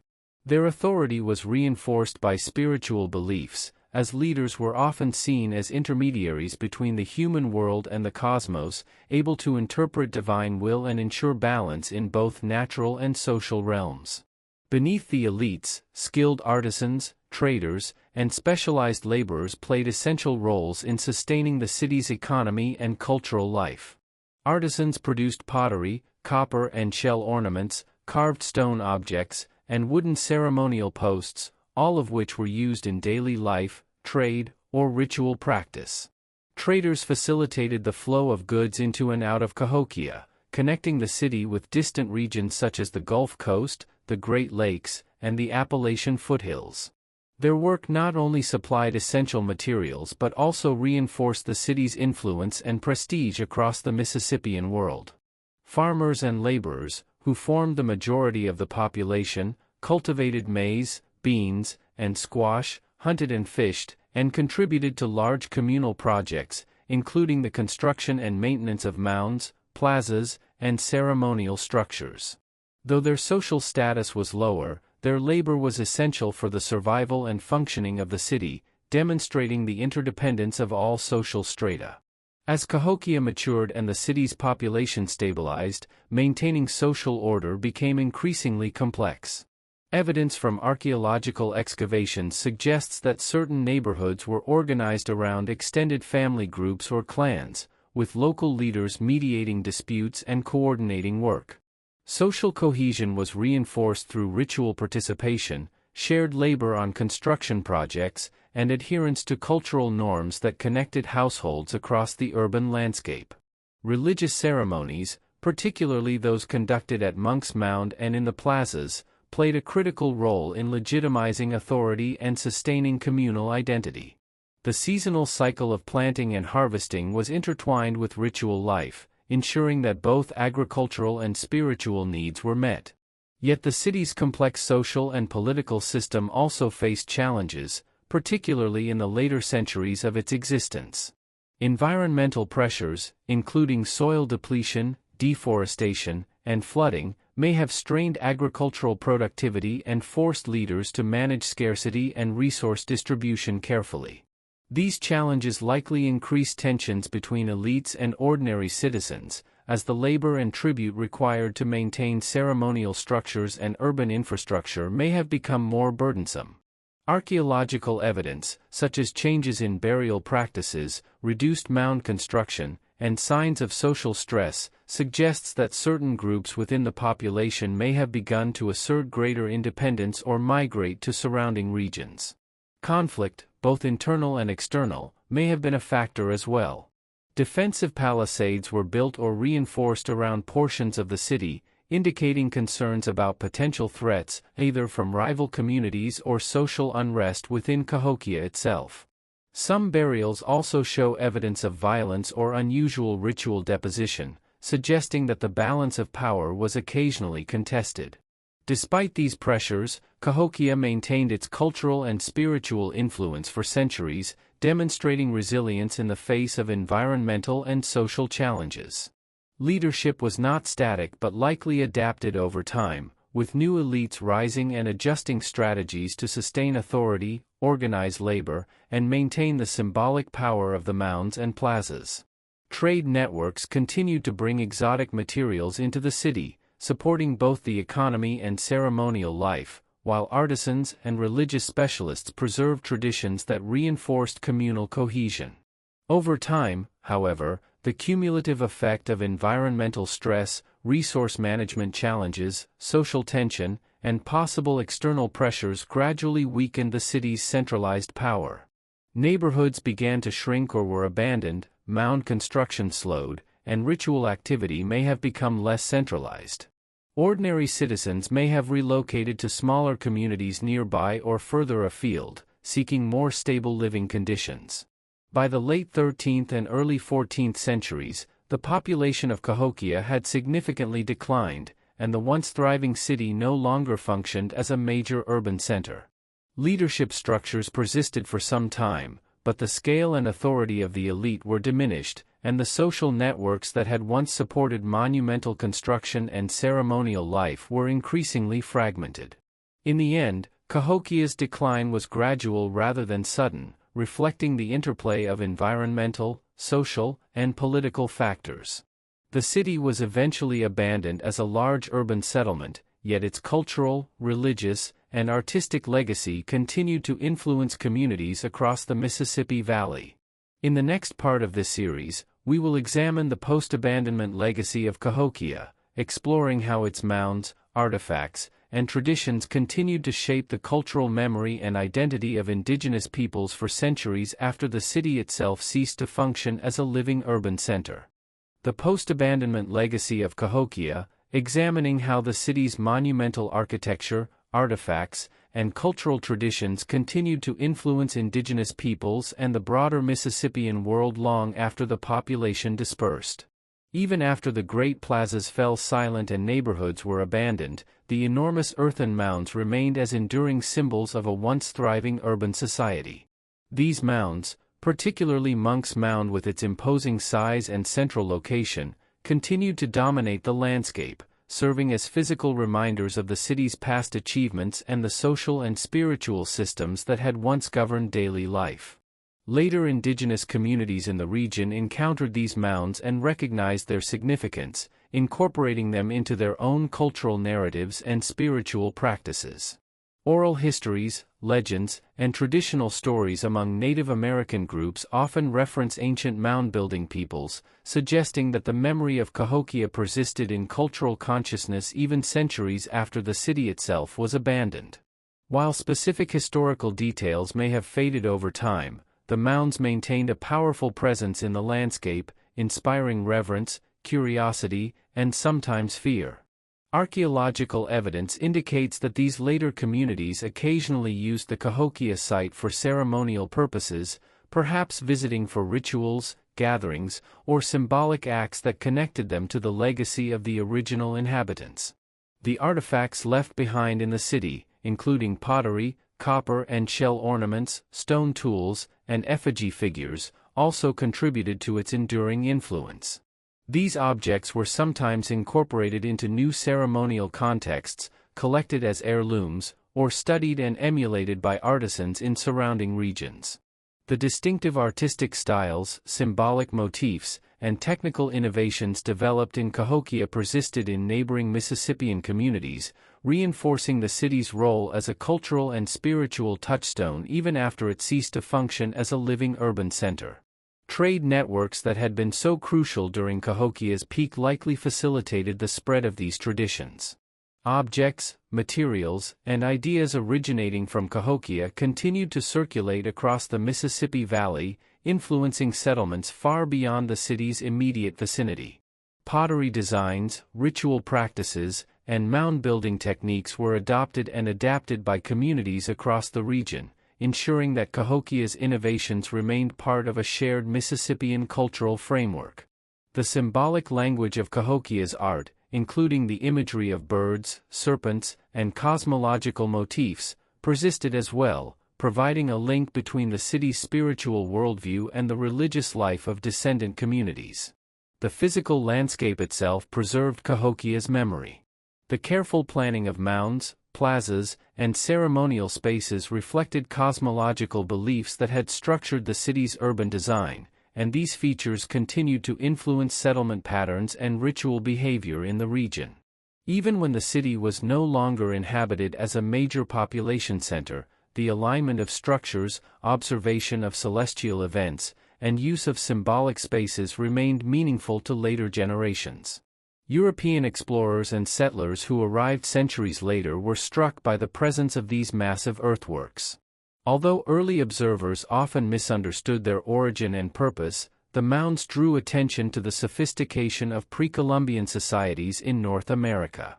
Modern archaeology has since revealed the full scale of Cahokia's achievements, but even in the historical record of Native American memory, the city held a significant place as a source of identity, ancestral connection, and spiritual significance.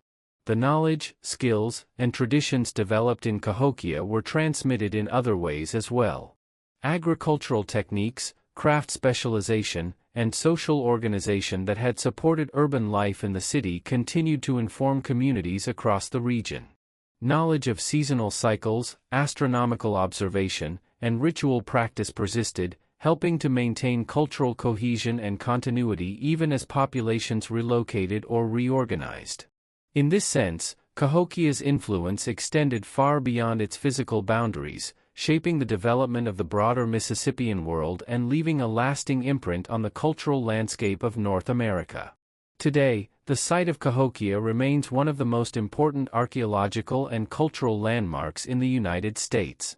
Preservation efforts and ongoing research allow scholars to study the city's construction, social organization, trade networks, and artistic traditions, providing invaluable insight into a civilization that thrived long before European contact. For Native American communities, the mounds continue to hold spiritual and cultural significance, linking contemporary peoples to a deep and enduring history.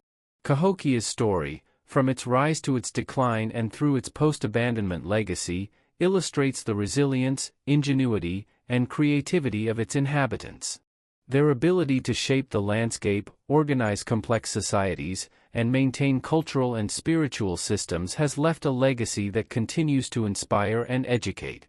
The city's enduring influence demonstrates that even after a society ceases to exist as a living urban center, its ideas, art, and symbolic presence can persist across generations, connecting past and present in profound ways. In the next part of this series, we will examine the modern study and preservation of Cahokia, exploring how archaeologists, historians, and indigenous communities work together to understand and honor the achievements of this remarkable civilization. The modern study, preservation, and cultural significance of Cahokia, highlighting how archaeologists, historians, and indigenous communities work together to understand, protect, and honor this remarkable civilization. Since its discovery by European settlers, Cahokia has captivated scholars and the public alike, drawing attention to the scale, complexity, and sophistication of pre-Columbian urban life in North America.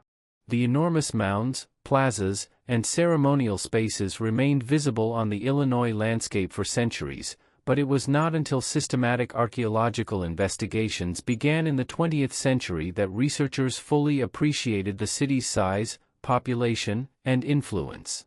Excavations revealed that Cahokia was not a collection of isolated mounds but a carefully planned urban center with residential neighborhoods, monumental architecture, and an intricate social, economic, and spiritual organization.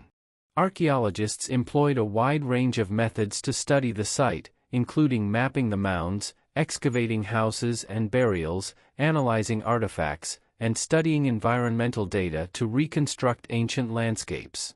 Radiocarbon dating, soil analysis, and remote sensing techniques allowed researchers to establish timelines for construction, occupation, and decline, providing insight into the city's development over several centuries. These studies demonstrated that Cahokia was the largest and most influential urban center north of Mexico prior to European contact, home to tens of thousands of people at its peak, and a hub of trade, art, and religious activity. Preservation efforts have been critical to protecting Cahokia from natural and human threats. Over time, farming, development, and erosion posed risks to the mounds, some of which were partially leveled or disturbed before the significance of the site was fully recognized. In response, the Cahokia Mounds State Historic Site was established in Illinois, encompassing much of the original city area, including Monks Mound, Woodhenge, and other key features. The site is now protected, allowing for continued research, education, and public engagement.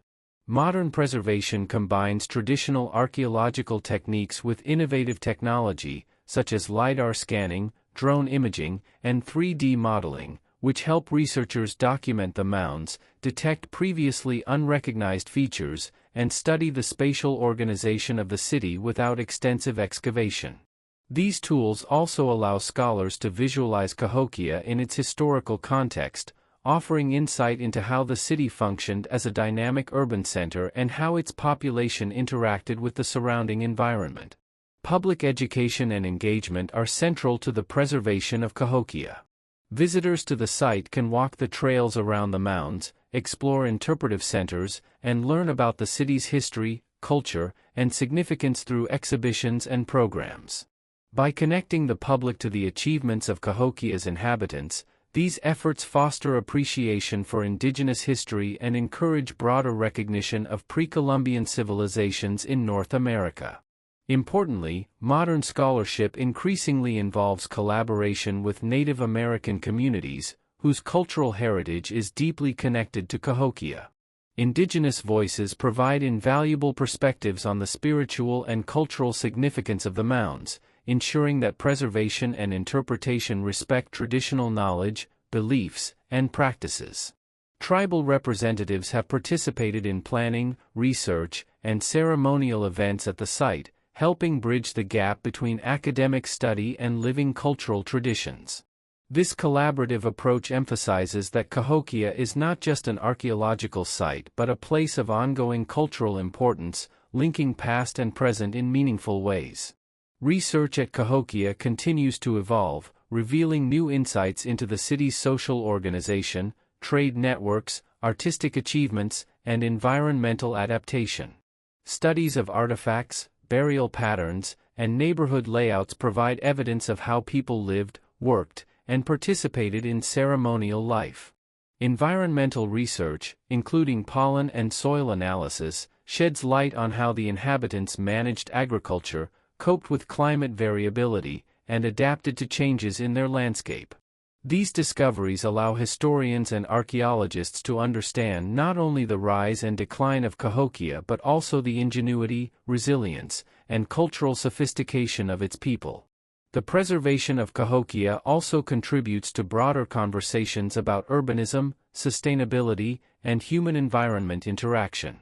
By studying how ancient societies organized labor, managed resources, and maintained social cohesion, researchers gain insights into the successes and challenges faced by large-scale communities long before the advent of written records.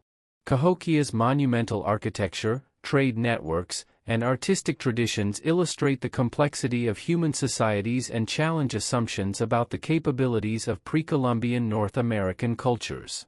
Today, Cahokia stands as both a testament to the achievements of its original inhabitants and a symbol of the importance of protecting cultural heritage. Its mounds, artifacts, and ceremonial spaces continue to inspire scholarship, public curiosity, and indigenous cultural expression.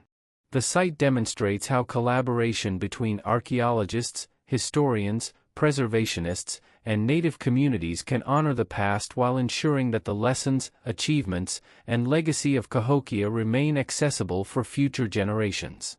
The modern study and preservation of Cahokia highlight the enduring relevance of this ancient city, reminding us that the accomplishments of its people, architectural, artistic, spiritual, and social, continue to resonate in contemporary understanding of North American history. In the next part of this series, we will examine the influence of Cahokia on surrounding Mississippian societies, exploring how its ideas, architectural styles, and cultural practices spread throughout the Mississippi Valley and beyond, shaping the development of other complex communities in pre-Columbian North America. The influence of Cahokia on surrounding Mississippian societies, highlighting how the city's architectural styles, cultural practices, and social innovations spread throughout the Mississippi Valley and beyond, shaping the development of other complex communities in pre-Columbian North America. Cahokia's prominence as a major urban and ceremonial center created a model for other settlements, demonstrating the possibilities of social organization, monumental architecture, and regional trade. Communities within the Mississippi Valley and adjacent areas adopted elements of Cahokia's culture, from mound construction and city planning to artistic motifs and religious rituals, reflecting both admiration and practical emulation of the city's successes. The architectural influence of Cahokia is particularly evident in the construction of platform mounds, plazas, and ceremonial centers in other Mississippian towns. These mounds were often arranged in precise alignments, reflecting cosmological beliefs similar to those seen at Cahokia, and served as residences for elites, temples, or stages for public ceremonies. The replication of mound-building practices in surrounding regions demonstrates that Cahokia's urban and ceremonial design was considered a model of social and spiritual organization. Communities such as Moundville in Alabama, Spiro in Oklahoma, and Etowah in Georgia exhibit planning principles, mound alignments, and architectural forms reminiscent of Cahokia, suggesting that knowledge of construction techniques, ceremonial functions, and spatial organization spread through cultural networks and exchange. Trade networks also played a critical role in disseminating Cahokian influence. The city's strategic location along the Mississippi and Illinois rivers allowed it to become a hub for the movement of goods, ideas, and people. Artifacts such as marine shell ornaments, copper plates, and exotic stones originating from Cahokia have been discovered at sites hundreds of miles away, indicating that neighboring communities were in regular contact with the city, both economically and culturally. These exchanges facilitated the adoption of Cahokia's artistic styles, ceremonial practices, and social norms across the region. Artistic influence was evident in both material culture and symbolic systems. Cahokia's distinctive motifs, including birds, serpents, and cosmological figures, appeared in pottery, carved stone, shell engravings, and copper artifacts at distant sites, demonstrating the reach of the city's symbolic language. By emulating Cahokia's imagery, neighboring communities aligned themselves with the spiritual and political authority associated with the city, reinforcing connections across the broader Mississippian world. The spread of ceremonial practices further solidified Cahokia's cultural influence. Ritual gatherings, seasonal festivals, and practices linked to cosmological observation, such as the alignment of structures with solstices and equinoxes, became common features of Mississippian societies beyond Cahokia itself. Woodhenge, Cahokia's solar calendar, may have inspired similar observational structures elsewhere, demonstrating how astronomical knowledge and religious practice traveled along with cultural influence. Social and political systems also reflected Cahokia's impact. The hierarchical organization of elites, artisans, and commoners, along with centralized leadership that coordinated labor, trade, and ritual, became models for emerging communities. Smaller towns sought to emulate the city's integration of social authority and spiritual power, establishing local elites who maintained order, facilitated economic exchange, and presided over ceremonial life. In some cases, Cahokia's influence may have extended through migration, with individuals or groups relocating to other regions and establishing new settlements infused with Cahokian traditions. The integration of environmental management practices also spread from Cahokia to surrounding areas. Knowledge of intensive maize agriculture, floodplain cultivation, and resource conservation allowed other communities to support larger populations and develop complex social systems. By adopting Cahokia's agricultural and settlement strategies, these towns were able to sustain their own urban or semi-urban centers, reinforcing the city's role as a model for urbanism and resource management in pre-Columbian North America. Even after Cahokia's decline and partial abandonment, its influence persisted. Mound-building traditions, ceremonial practices, and artistic motifs continued to appear in communities across the Mississippi Valley, demonstrating that the city's cultural legacy outlasted its physical occupation. This diffusion of ideas and practices highlights the dynamic nature of Mississippian societies, where innovation, adaptation, and emulation allowed regional cultures to flourish while maintaining a sense of shared identity and heritage. Archaeological research has helped scholars trace these patterns of influence, revealing the interconnectedness of Mississippian communities and the central role of Cahokia within this network. By studying material culture, settlement patterns, and ceremonial structures, researchers have shown that the city's reach extended far beyond its immediate geographic area, shaping the social, religious, and economic life of a vast region.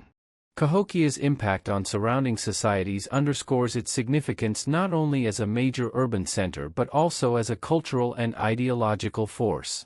Its innovations in architecture, ritual, art, trade, and social organization provided models that inspired generations of communities, contributing to the broader development of the Mississippian world. The city's legacy illustrates how a single urban center, through a combination of material, spiritual, and social influence, can leave an enduring mark on a region, shaping the course of history long after its population has dispersed. In the next part of this series, we will examine the factors that contributed to the ultimate dispersal of Cahokia's population, exploring how environmental, social, and political pressures led to the transformation of the city and the migration of its inhabitants across the Mississippi Valley. The factors that contributed to the ultimate dispersal of Cahokia's population, examining how environmental, social, and political pressures combined to transform the city and prompt migration across the Mississippi Valley. For centuries, Cahokia had thrived as a vibrant urban and ceremonial center, home to tens of thousands of people who engaged in agriculture, craft production, trade, and ritual life. The city's monumental mounds, plazas, and wooden structures reflected careful planning, social hierarchy, and cosmological beliefs, while extensive trade networks connected Cahokia with distant regions such as the Gulf Coast, the Great Lakes, and the Appalachian foothills. Despite this prosperity, the city faced mounting challenges that gradually eroded the stability of its population and social systems. Environmental pressures were among the most significant factors. The intensive agriculture required to sustain Cahokia's dense population gradually depleted soil fertility, while extensive deforestation for construction, fuel, and farmland altered the landscape.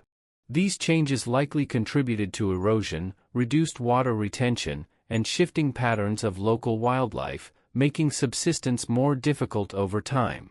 Flooding of the Mississippi River, which had initially enriched agricultural fields with nutrient-rich silt, could also become destructive, damaging crops, homes, and infrastructure.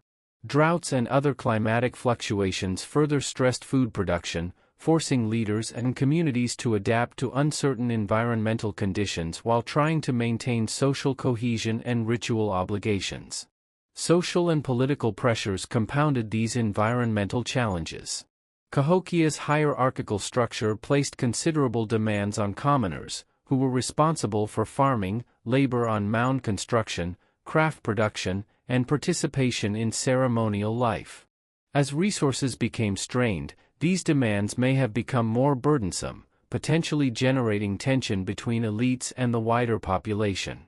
Evidence from archaeological excavations, including shifts in settlement patterns, reduced mound construction, and changes in burial practices, suggests that social organization may have weakened in response to these pressures.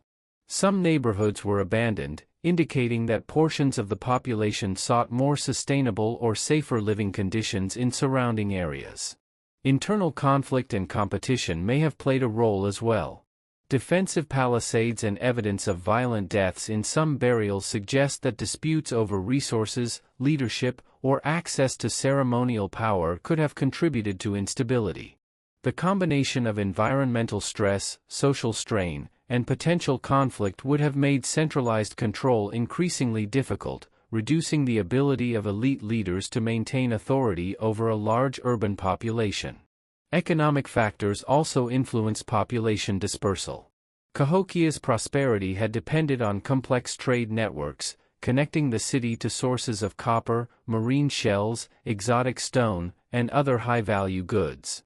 Disruption of these networks, whether due to regional instability, environmental challenges, or shifts in production centers, could have diminished the flow of essential materials and undermined the city's symbolic and economic power. As trade and resource access became less reliable, some families and communities may have chosen to relocate to smaller settlements with more secure food production or closer access to necessary materials. Migration was both a response to hardship and a continuation of cultural traditions.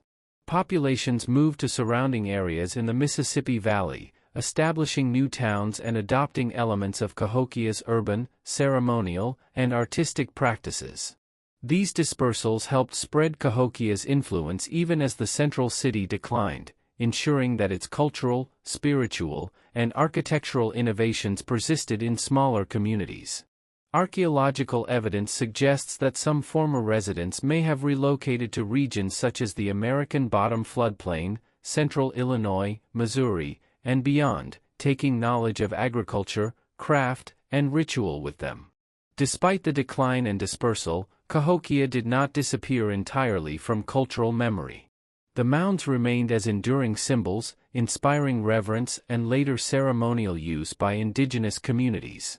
Artifacts, building techniques, and symbolic motifs carried forward into other Mississippian towns, preserving the city's legacy across generations. The dispersal of the population was therefore both an ending and a transformation, marking the cessation of Cahokia as a densely populated urban center while allowing its ideas, practices, and cultural influence to radiate throughout the region. By the early 14th century, Cahokia had largely ceased to function as a centralized city, with much of the population relocated or reorganized into smaller settlements.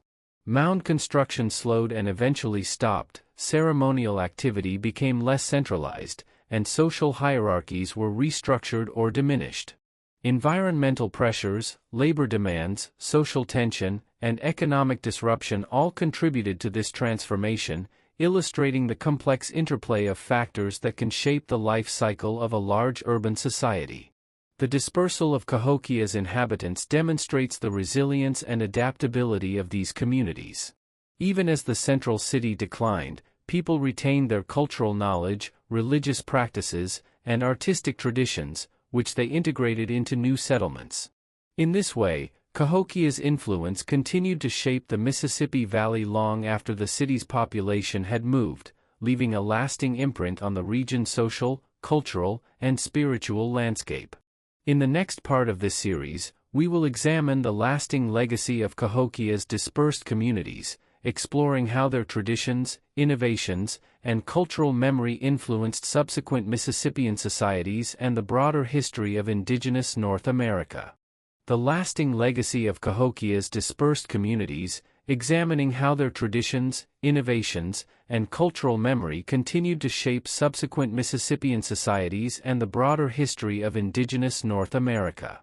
After the decline and partial abandonment of Cahokia in the 13th and 14th centuries, the people who had once lived within its monumental mounds and organized neighborhoods migrated to surrounding regions, establishing smaller towns and settlements that carried forward elements of the city's social, spiritual, and artistic practices. These dispersed populations maintained knowledge of intensive agriculture, urban planning, and ceremonial traditions, ensuring that Cahokia's innovations were not lost but instead adapted to new environmental and social contexts. One of the most enduring aspects of Cahokia's legacy was its influence on mound building practices. Even as the central city fell into decline, other Mississippian communities continued to construct platform mounds for ceremonial, residential, and political purposes. These mounds replicated aspects of Cahokia's architectural design, including alignment with cosmological markers, tiered structures for elite residences, and integration into plazas that served as communal gathering spaces.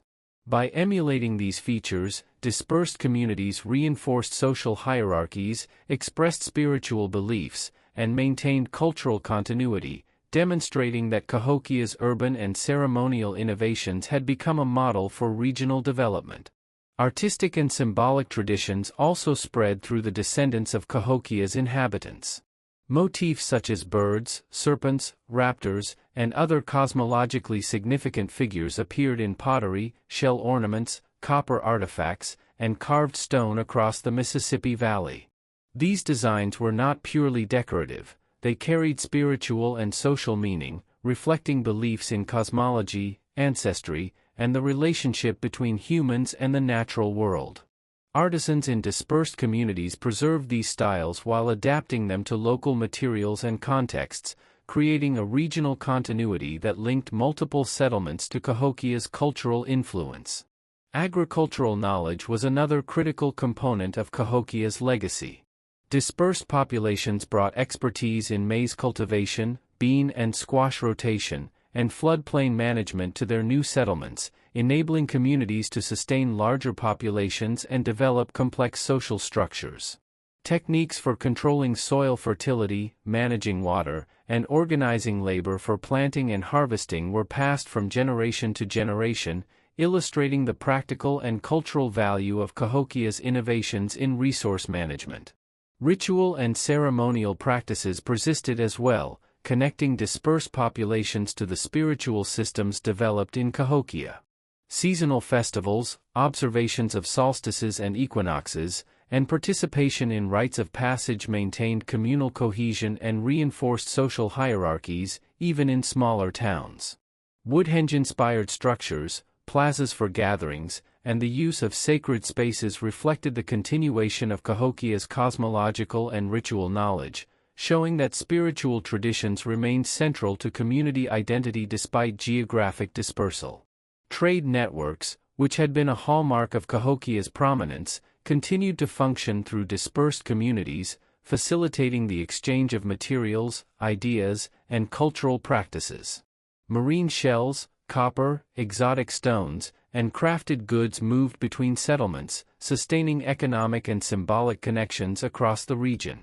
These networks allowed Cahokia's dispersed populations to maintain influence, coordinate rituals, and participate in a shared cultural system that extended far beyond the former city itself.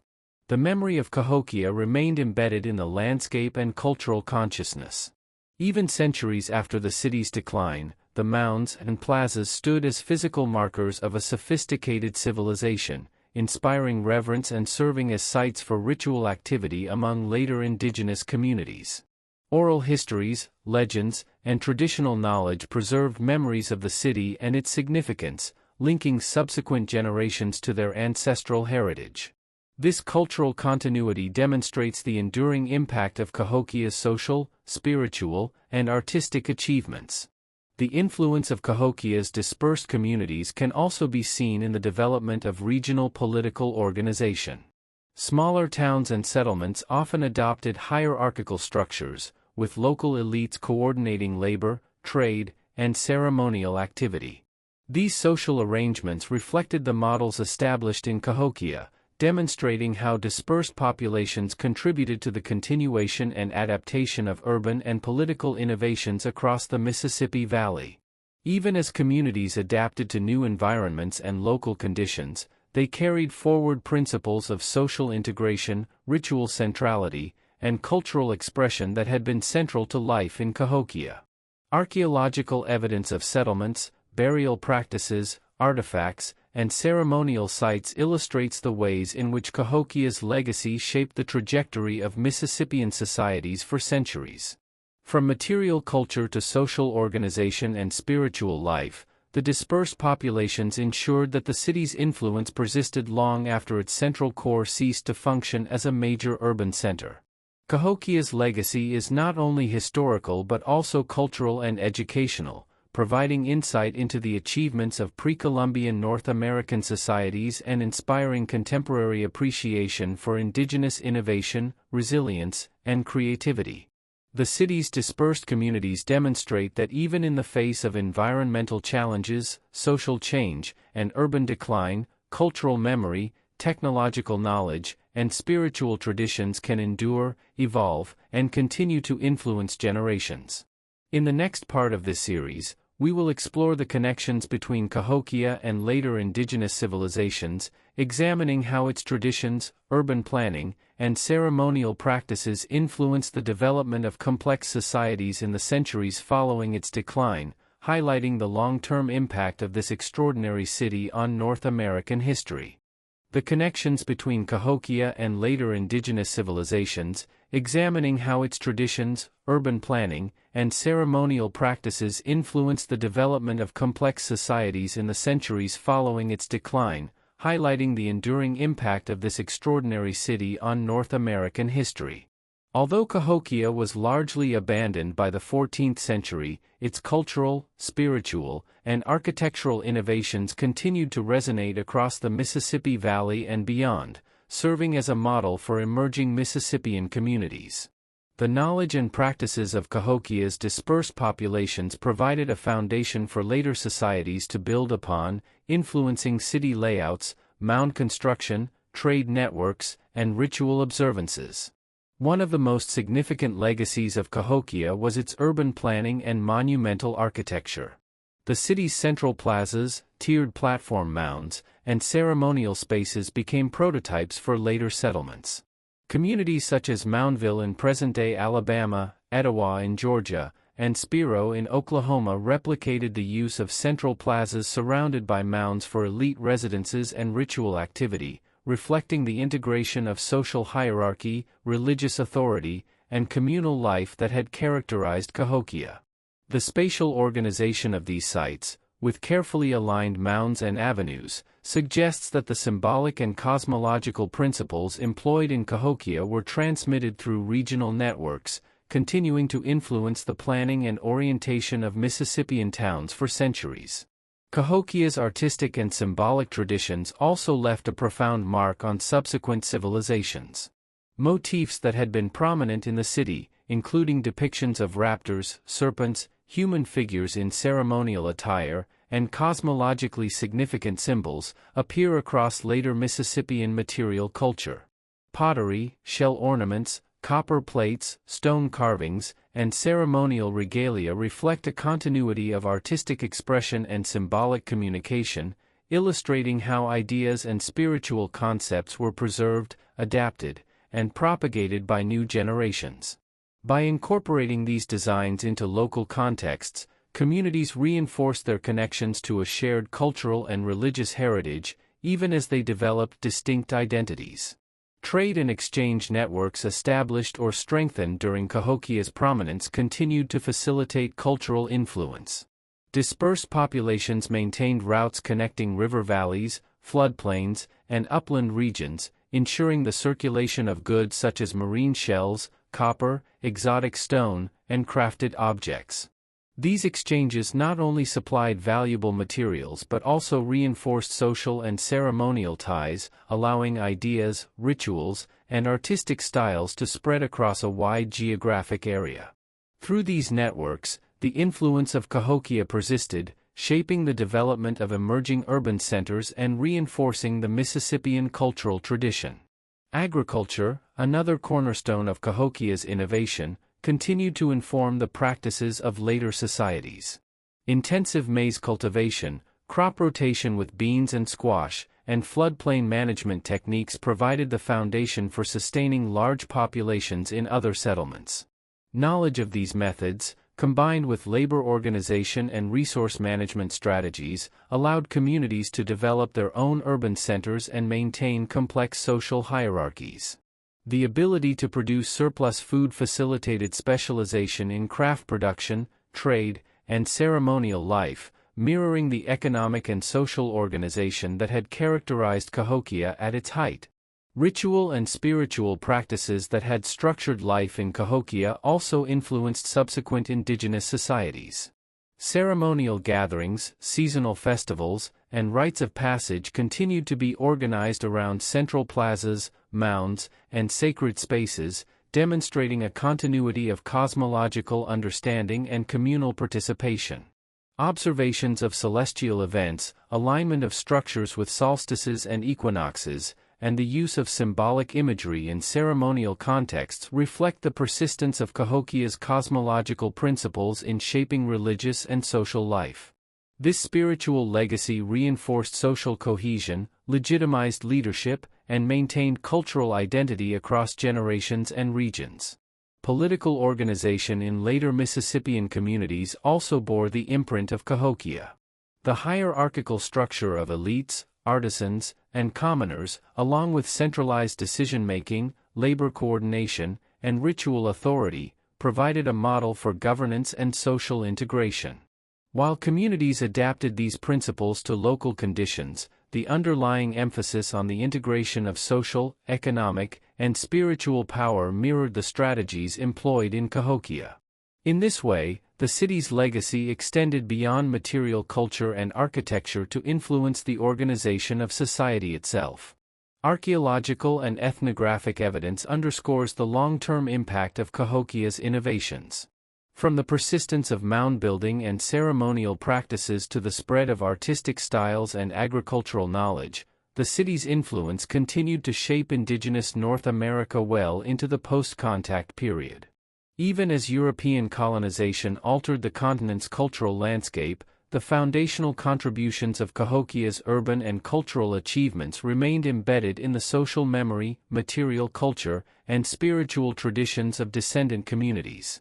In conclusion, Cahokia's connections to later indigenous civilizations demonstrate the city's enduring significance as a center of innovation, culture, and influence. Its urban planning, ceremonial architecture, artistic traditions, agricultural practices, trade networks, and social organization provided a blueprint that guided the development of subsequent Mississippian societies. Through the migration of populations, the continuation of rituals, and the spread of material culture, Cahokia's legacy shaped the trajectory of North American history, leaving an indelible imprint on the continent's pre-Columbian civilizations. In the next part of this series, we will examine the role of Cahokia in contemporary understanding of indigenous heritage, exploring how archaeological research, education, and collaboration with native communities contribute to the preservation and interpretation of the city's enduring legacy. The role of Cahokia in contemporary understanding of indigenous heritage, emphasizing how archaeological research, public education, and collaboration with native communities contribute to preserving and interpreting the city's enduring legacy. Cahokia, with its monumental mounds, plazas, and artifacts, provides a tangible link to pre-Columbian North America, offering scholars, students, and the public an opportunity to appreciate the complexity, innovation, and cultural achievements of indigenous civilizations long before European contact.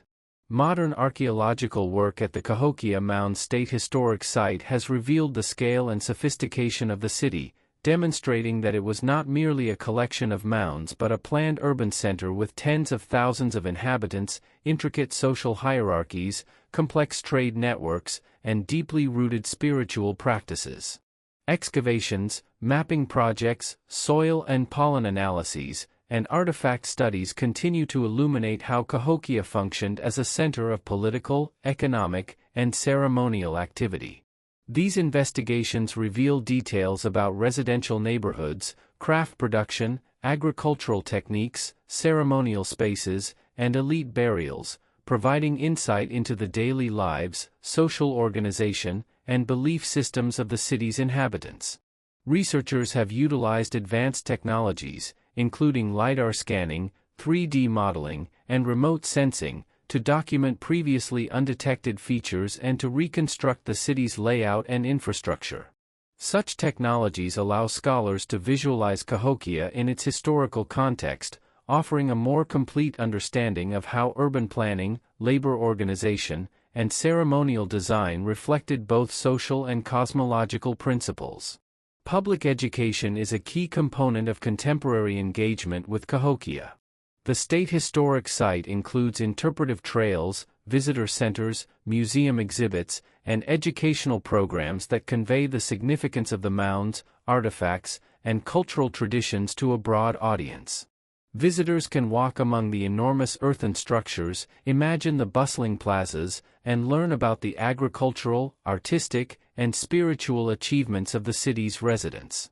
By presenting Cahokia as a complex and sophisticated urban center, these educational initiatives challenge outdated misconceptions about pre-Columbian North America and highlight the ingenuity and creativity of indigenous civilizations. Collaboration with native communities is central to preserving and interpreting Cahokia's heritage in ways that honor cultural memory and spiritual significance. Tribal representatives provide guidance on the interpretation of ceremonial sites, the treatment of human remains and sacred artifacts, and the organization of contemporary ritual events. This partnership ensures that archaeological and educational activities respect indigenous perspectives and traditions, bridging the gap between academic research and living cultural heritage. Indigenous voices help contextualize the city's spiritual, social, and political systems, providing a deeper understanding of the meaning behind monumental structures, artistic motifs, and ceremonial practices. Cahokia's legacy continues to influence contemporary indigenous identity and cultural expression. By maintaining a tangible connection to ancestral achievements, the site serves as a source of pride, education, and inspiration. Community events, cultural gatherings, and educational programs at the mounds foster intergenerational transmission of knowledge, ensuring that the stories, practices, and innovations of Cahokia's inhabitants remain alive. Moreover, the city's enduring presence in the landscape reinforces a sense of continuity between past and present, illustrating how indigenous societies have shaped, and continue to shape, the North American cultural environment. Research at Cahokia also contributes to broader academic discussions about urbanism, sustainability, social complexity, and human-environment interaction. The city exemplifies how large populations managed agriculture, labor, trade, and ritual in a pre-industrial context, providing insights into the rise and organization of complex societies. Scholars study how Cahokia adapted to environmental challenges such as flooding, deforestation, and soil depletion, offering lessons about resilience, resource management, and the interplay between social systems and ecological conditions. These findings have relevance not only for understanding the past but also for contemporary considerations of sustainable urban planning and community organization. Preservation efforts continue to protect Cahokia from natural erosion, urban development, and other threats. Ongoing monitoring, restoration, and site management ensure that the mounds and associated archaeological features remain intact for future generations.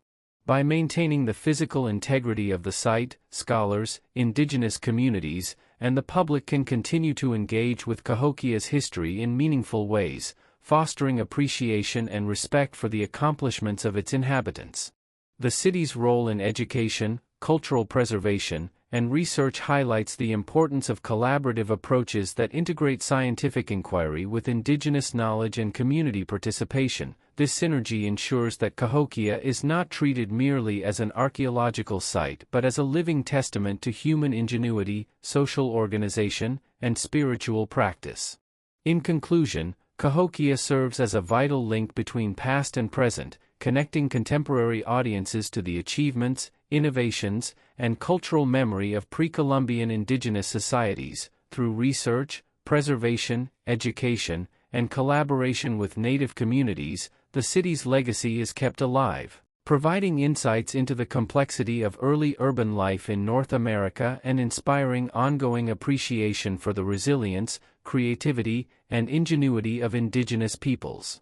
Cahokia reminds us that the history of the continent is rich, diverse, and deeply rooted in the accomplishments of its original inhabitants, offering lessons, inspiration, and understanding that continue to resonate today. In the next part of this series, We will examine how Cahokia's story has influenced modern archaeology, historical interpretation, and public perception of pre-Columbian civilizations, exploring the ways in which the city has shaped contemporary understanding of North American history. Explores how Cahokia's story has influenced modern archaeology, historical interpretation, and public perception of pre-Columbian civilizations, highlighting the ways in which the city has reshaped contemporary understanding of North American history. The discovery and systematic study of Cahokia challenged long-held assumptions about the sophistication and scale of indigenous societies prior to European contact, demonstrating that complex urban centers, monumental architecture, and extensive trade networks were not exclusive to Mesoamerica or South America. Scholars were initially surprised by the sheer size of the city, the number of inhabitants, and the complexity of its social, political, and ceremonial organization, prompting a re-evaluation of the capabilities of pre-Columbian North American cultures. Archaeological investigations have played a central role in revealing Cahokia's significance. Excavations, mapping projects, artifact analyses, and environmental studies have provided detailed information about the city's layout, population, agricultural practices, craft production, and ceremonial life. These studies show that Cahokia was a planned urban center with tens of thousands of residents, a hierarchical social structure, and a rich spiritual and artistic tradition. The use of modern technologies, such as LiDAR scanning, ground-penetrating radar, and 3D modeling, has allowed researchers to detect previously unrecognized features, including smaller mounds, residential neighborhoods, and ceremonial spaces, providing a more comprehensive understanding of the city's organization and the lives of its inhabitants. Cahokia has also influenced the methodology and theoretical frameworks of modern archaeology. Scholars have examined the city not only as a collection of artifacts and structures but as a dynamic social, economic, and spiritual system. Research has emphasized the importance of studying environmental adaptation, resource management, trade networks, and ritual practices in order to understand how large pre-industrial societies functioned and maintained cohesion. The interplay between urban planning, social hierarchy, and ceremonial life at Cahokia has become a model for studying other complex indigenous societies in North America and beyond, demonstrating how archaeological evidence can reveal patterns of social organization, technological innovation, and cultural continuity. Public interpretation and education have been profoundly shaped by Cahokia's discovery and research. The Cahokia Mounds State Historic Site, now a UNESCO World Heritage Site, offers visitors opportunities to engage directly with the city's history through trails, museum exhibits, reconstructed structures, and educational programs. By highlighting the scale, innovation, and cultural achievements of Cahokia, these initiatives challenge outdated stereotypes that portrayed pre-Columbian North America as sparsely populated or culturally unsophisticated.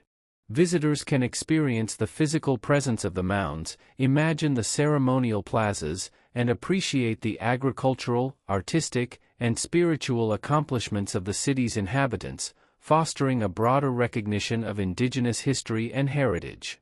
The study of Cahokia has also emphasized the importance of collaboration with native communities in the interpretation and preservation of cultural heritage.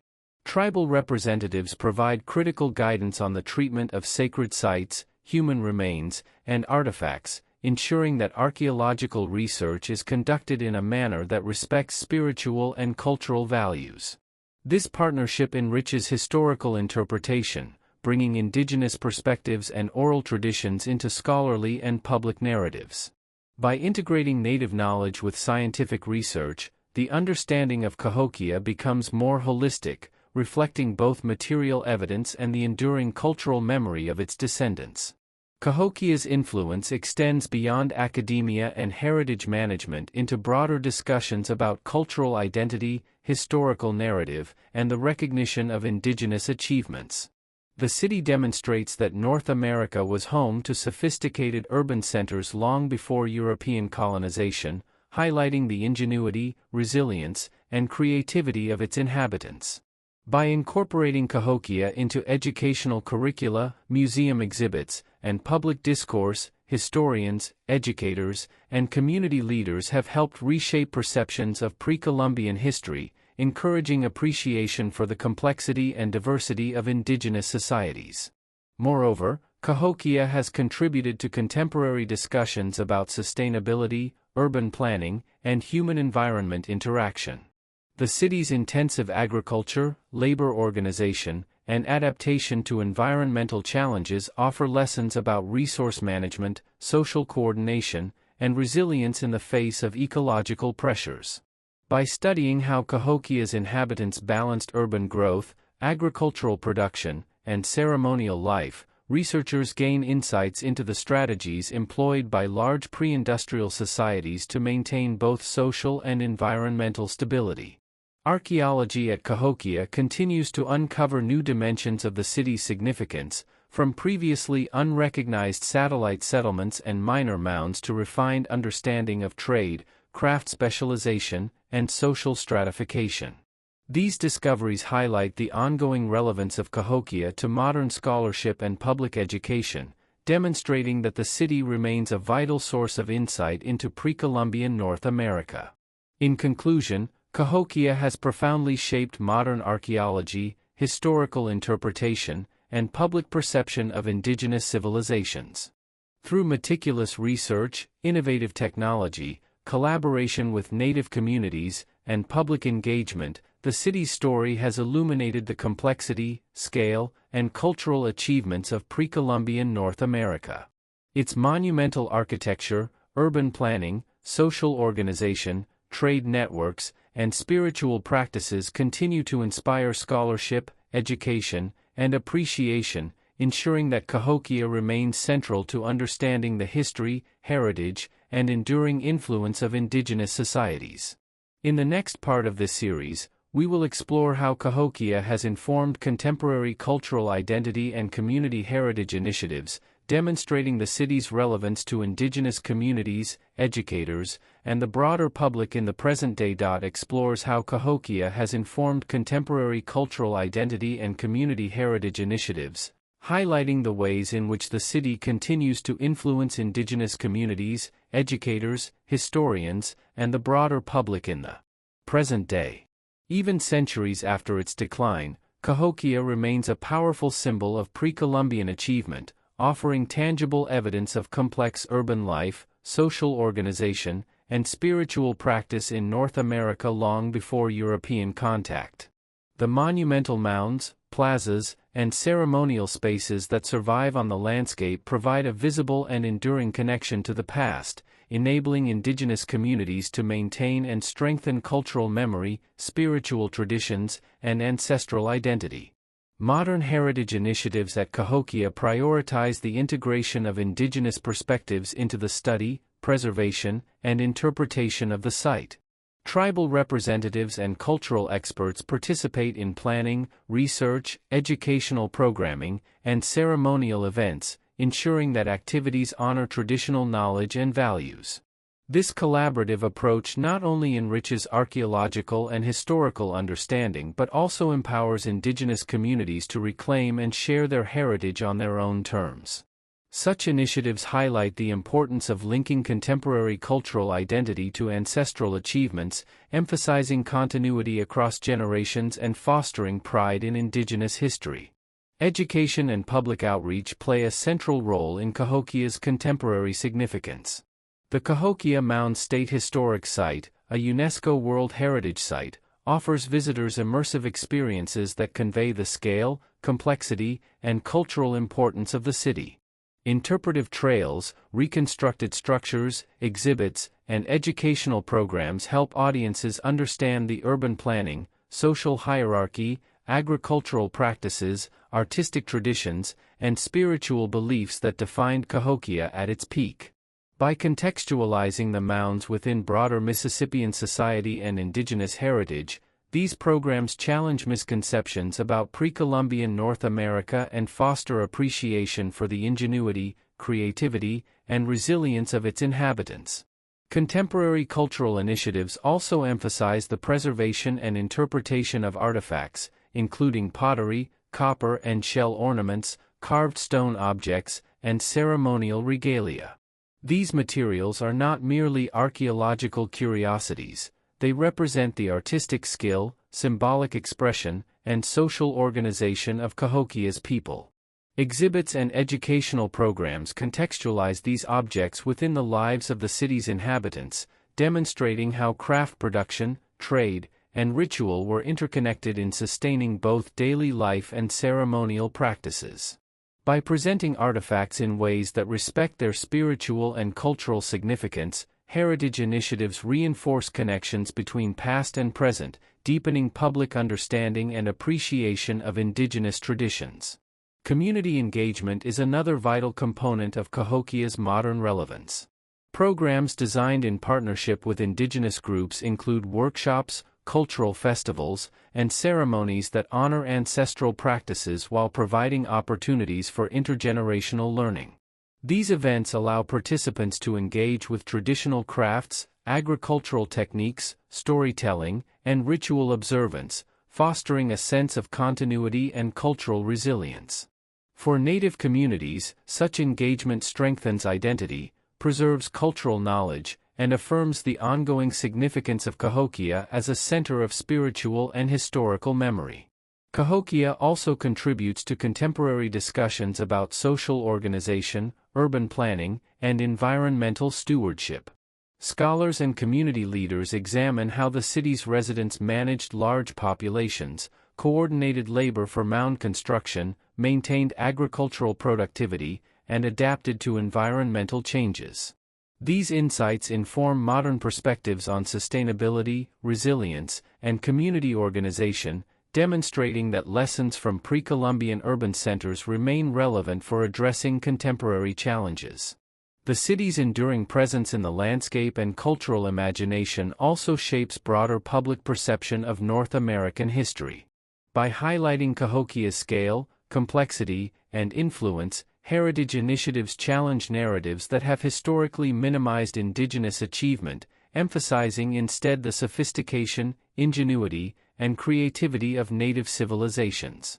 Visitors and scholars alike are encouraged to recognize the depth and diversity of pre-Columbian societies, appreciating how Cahokia exemplifies the social, spiritual, and technological accomplishments of its people. Additionally, the site serves as a model for collaborative heritage preservation, illustrating the benefits of integrating scientific research with indigenous knowledge.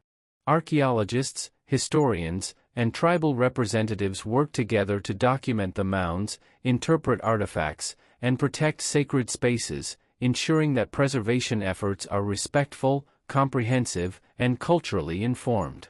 This partnership fosters a more inclusive understanding of the past while empowering indigenous communities to participate actively in the stewardship of their heritage.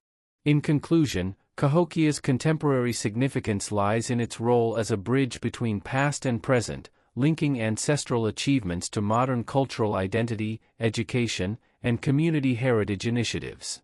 The city's mounds, artifacts, and ceremonial spaces provide tangible evidence of complex urban life, social organization, and spiritual practice, while collaborative preservation, research, and educational programs ensure that these achievements continue to inspire, educate, and empower.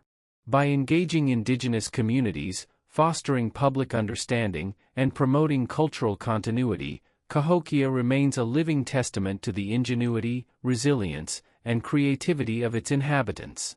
In the next part of this series, we will explore the ways in which Cahokia has shaped modern scholarship and public imagination, analyzing how its study has influenced the broader understanding of North American prehistory and the perception of indigenous civilizations across academic, educational, and cultural contexts. Explores how Cahokia has shaped modern scholarship and public imagination, highlighting the ways in which the study of this extraordinary city has influenced contemporary understanding of North American prehistory and the perception of indigenous civilizations across academic, educational, and cultural contexts.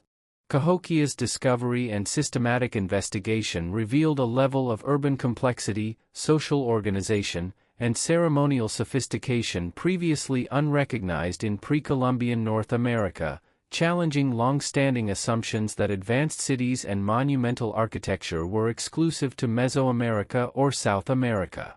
Archaeologists, historians, and scholars from diverse disciplines were forced to reconsider the capabilities and achievements of indigenous societies, acknowledging that Cahokia represented a major urban center with tens of thousands of residents, extensive trade networks, and elaborate ceremonial systems. The city's mounds, plazas, and other features provided tangible evidence of centralized planning, social hierarchy, and cosmological knowledge, demonstrating that pre-Columbian North America had urban societies capable of remarkable architectural, artistic, and organizational achievements. Modern archaeological research has been central to bringing Cahokia into public awareness and academic discourse.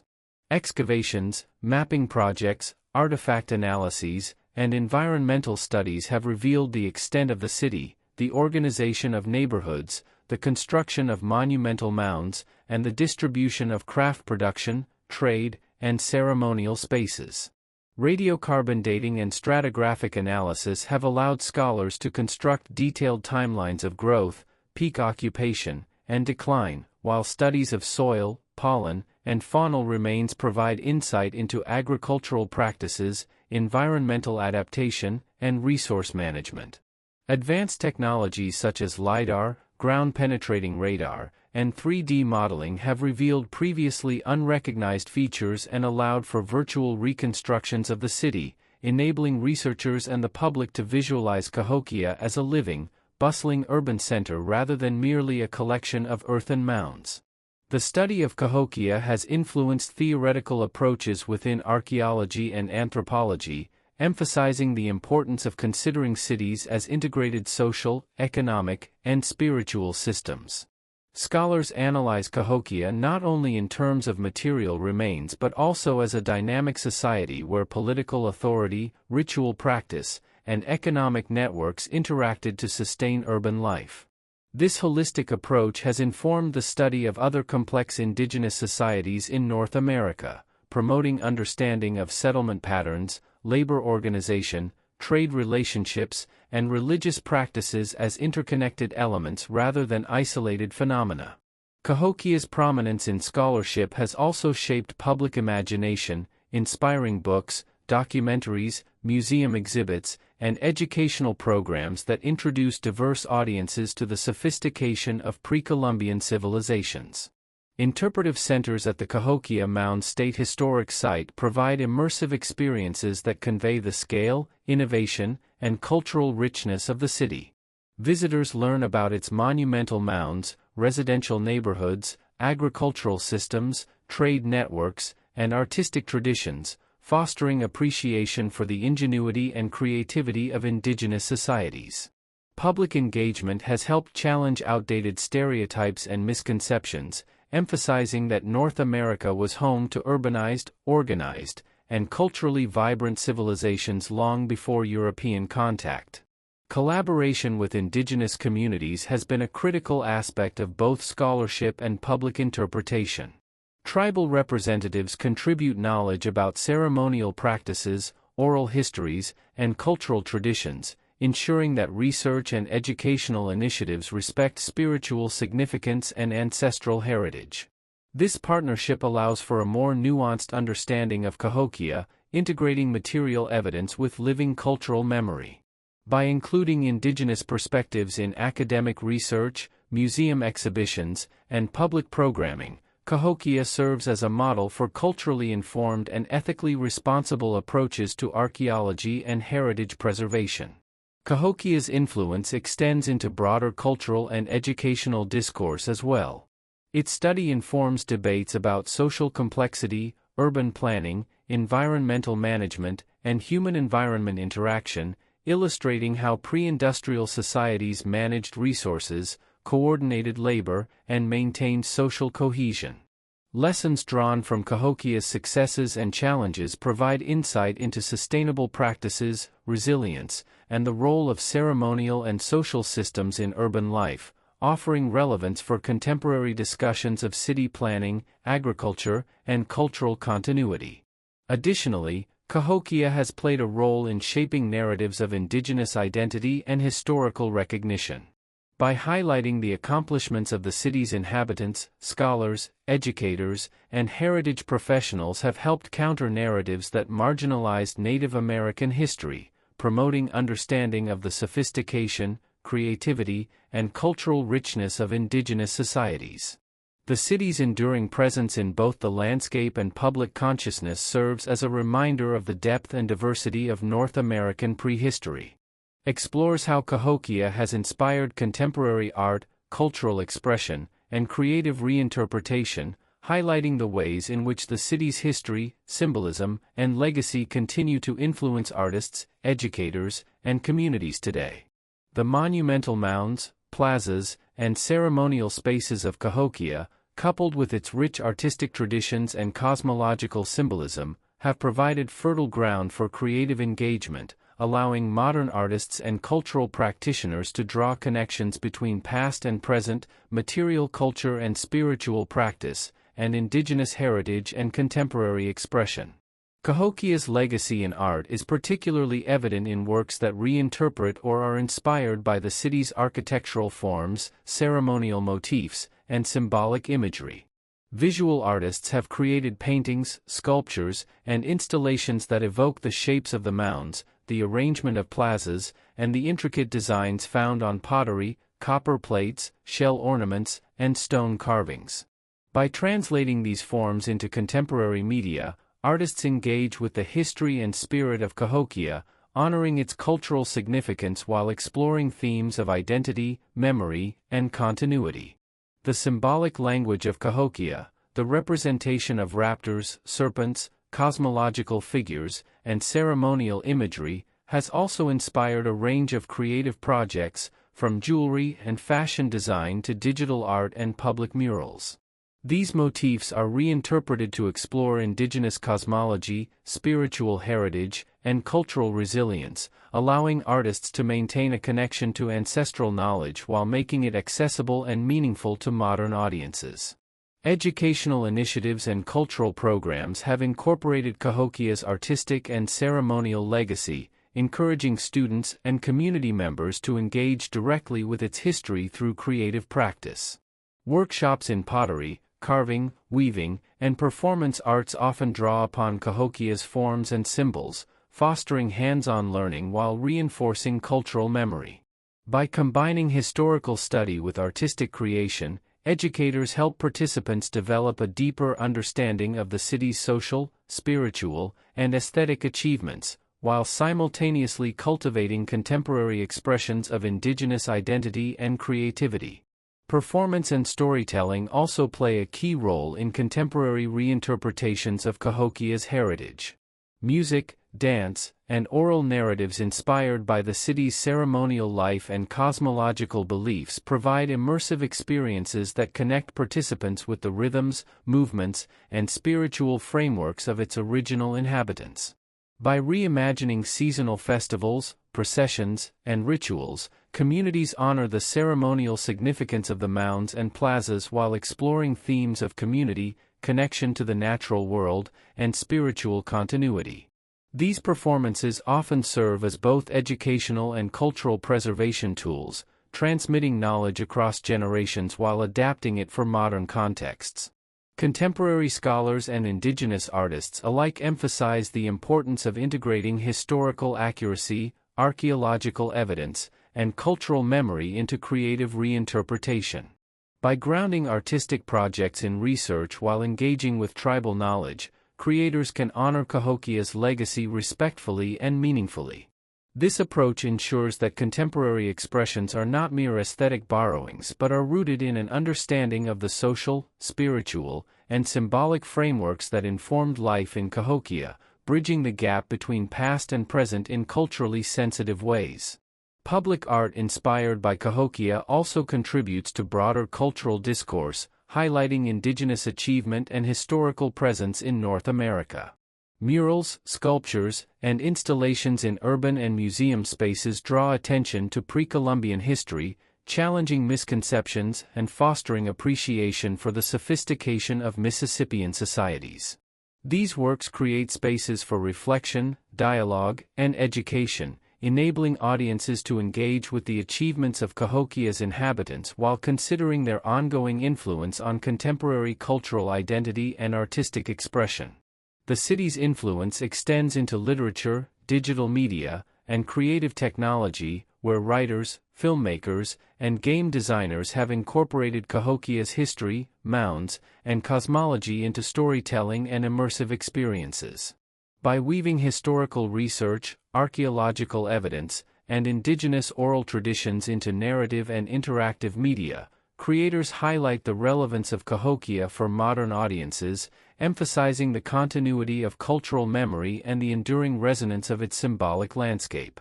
Contemporary engagement with Cahokia also intersects with community heritage initiatives. Artists, educators, and cultural leaders collaborate to host exhibitions, festivals, and workshops that celebrate the city's legacy while fostering intergenerational transmission of knowledge.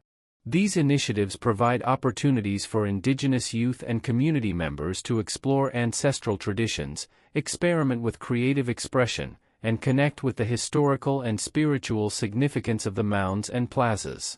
By combining artistic reinterpretation with heritage education, communities strengthen cultural identity and ensure that Cahokia remains a living source of inspiration. In conclusion, Cahokia's influence on contemporary art and cultural expression demonstrates the enduring power of its history, symbolism, and achievements. Through visual arts, performance, storytelling, education, and digital media, the city continues to inspire creativity, reflection, and cultural continuity. Artists and communities engage with Cahokia not only as an archaeological site but as a living cultural legacy, drawing upon its mounds, motifs, and ceremonial traditions to explore themes of identity, heritage, and human ingenuity.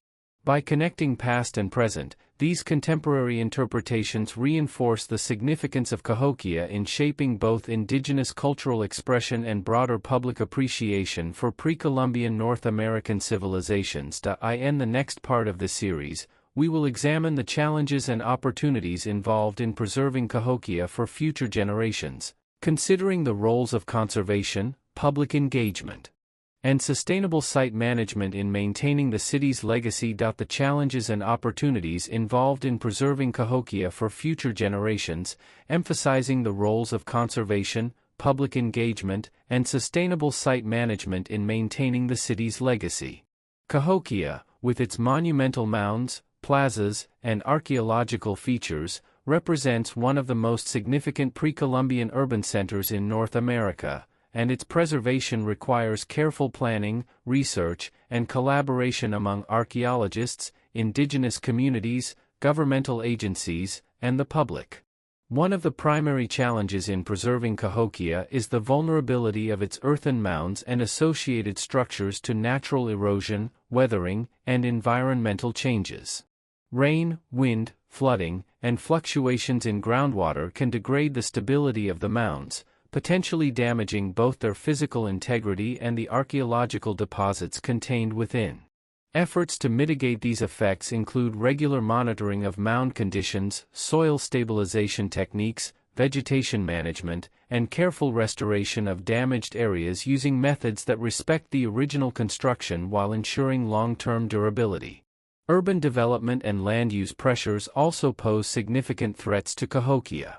The expansion of nearby cities, roads, and infrastructure can encroach upon the site and its surrounding landscape, disrupting archaeological contexts and altering drainage patterns or other environmental conditions. Preservation strategies involve careful zoning, land acquisition, and legal protections to safeguard both the mounds and the broader cultural landscape, ensuring that the site remains intact for research, education, and public engagement. Public engagement and education are integral to successful preservation. By fostering awareness of Cahokia's historical, cultural, and spiritual significance, educators and heritage professionals encourage communities to value and protect the site. Interpretive trails, visitor centers, museum exhibits, guided tours, and educational programs help the public understand the complexity of the city, the achievements of its inhabitants, and the importance of ongoing preservation efforts. Public involvement also builds support for funding, advocacy, and volunteer initiatives, reinforcing the connection between local communities, indigenous stakeholders, and the site itself. Collaboration with native communities is a cornerstone of Cahokia's preservation strategy. Tribal representatives contribute knowledge of ceremonial practices, spiritual significance, and cultural values, guiding archaeological research, interpretation, and site management. This partnership ensures that preservation efforts respect indigenous perspectives and traditions, recognizing that the mounds are not merely historical artifacts but living symbols of ancestral heritage. Indigenous engagement also informs decisions about the treatment of human remains, sacred sites, and culturally sensitive artifacts, balancing scientific research with ethical responsibility. Archaeological research continues to support preservation by providing detailed knowledge of the site's construction, use, and environmental context. Studies of soil composition, hydrology, vegetation, and artifact distribution inform decisions about stabilization, restoration, and interpretation. By understanding how Cahokia's inhabitants managed water, agriculture, and settlement patterns, researchers can develop conservation strategies that protect the mounds while maintaining ecological balance.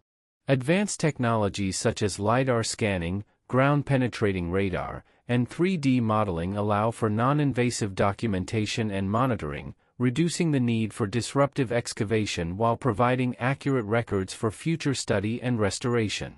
Sustainable site management also considers the balance between visitor access and conservation.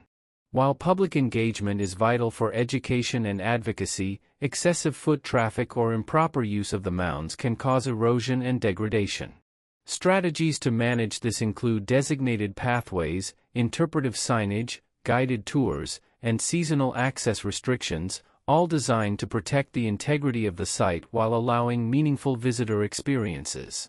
Preservation efforts extend beyond the mounds themselves to encompass the surrounding cultural landscape, including smaller satellite mounds, ancient settlement areas, and natural features that were integral to Cahokia's urban and ceremonial life. Protecting these areas helps maintain the historical context, enhances research opportunities, and provides a more complete understanding of the city's spatial organization, social networks, and environmental adaptations. Funding and policy support are essential for ongoing preservation.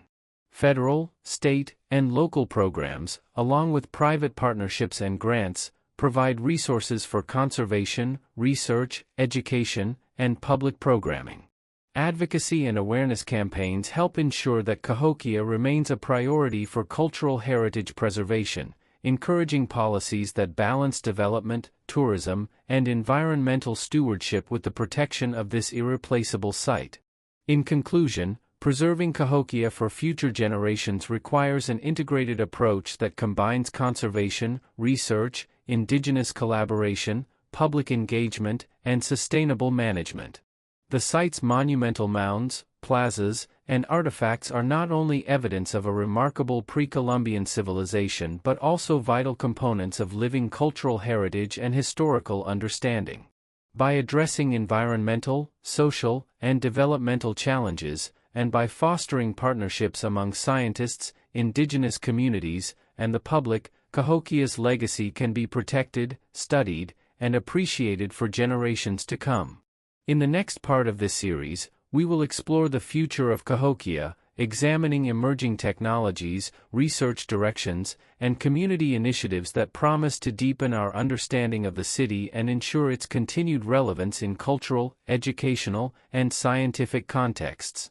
The future of Cahokia, examining emerging technologies, research directions, and community initiatives that promise to deepen understanding of the city while ensuring its continued relevance in cultural, educational, and scientific contexts. Cahokia remains one of North America's most significant pre-Columbian urban centers, and its study continues to evolve as scholars, indigenous communities, and the public collaborate to expand knowledge of its social, ceremonial, and architectural achievements. Emerging technologies have transformed the ways in which researchers document, analyze, and interpret Cahokia.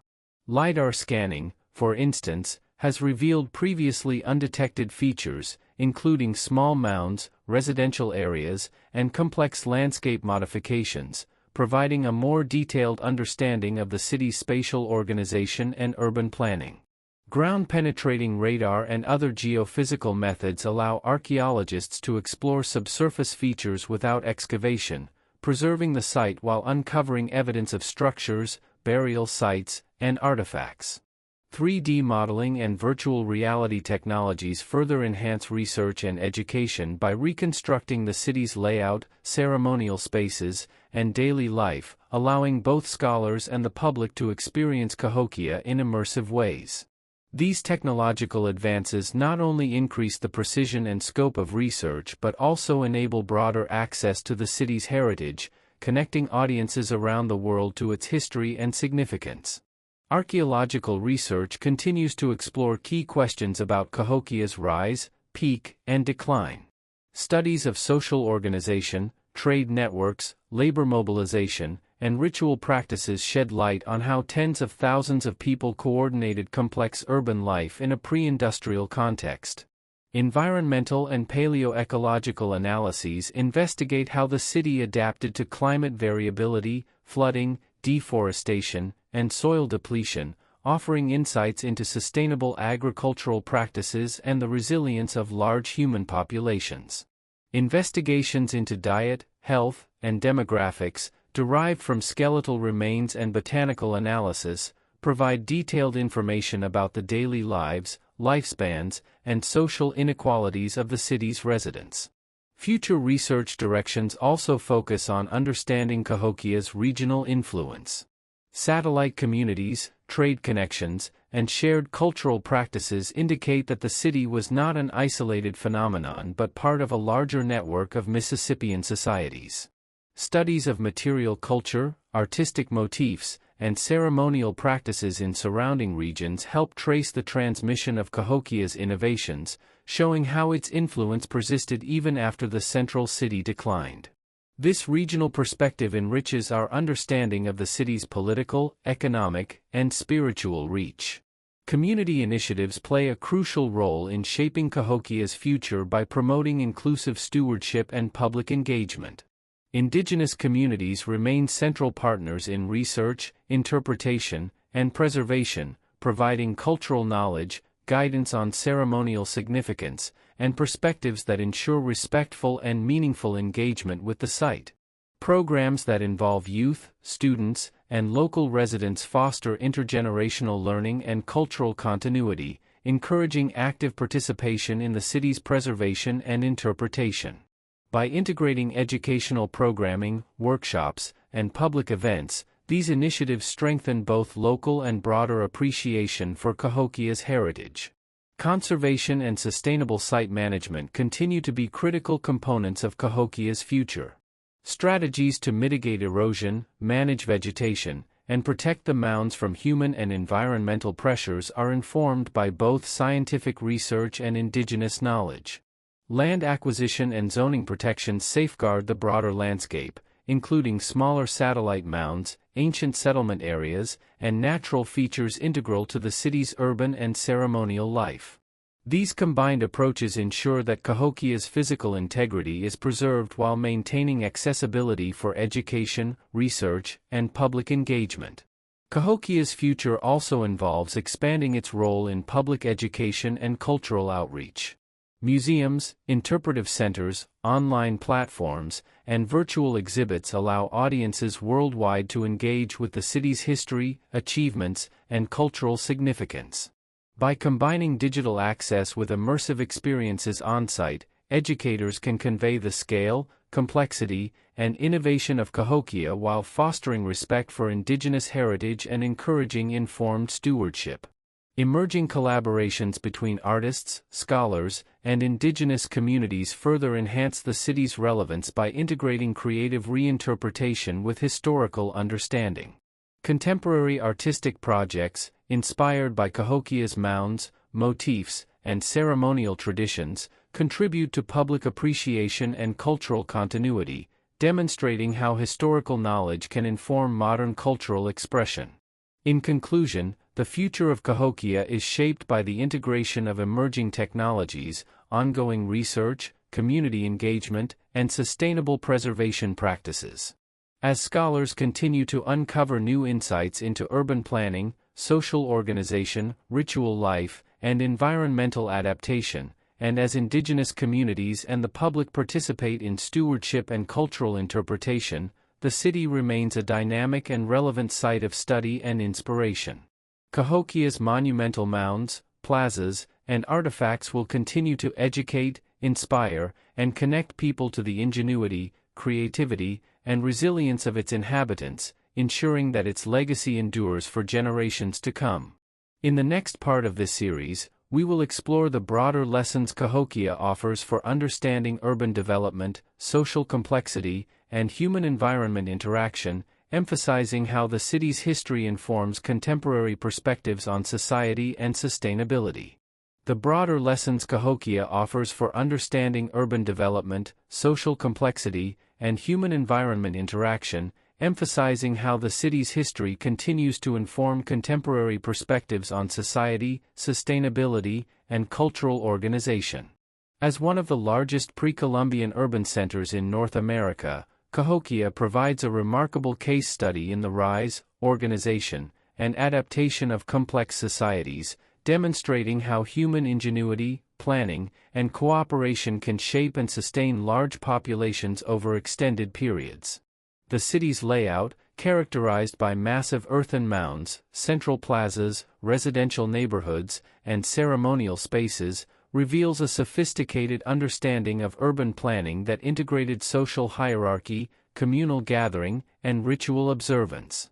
The organization of labor required to construct and maintain these mounds, some reaching more than 100 feet in height, highlights the ability of leaders to mobilize and coordinate large-scale human activity, balancing practical needs with symbolic and spiritual considerations.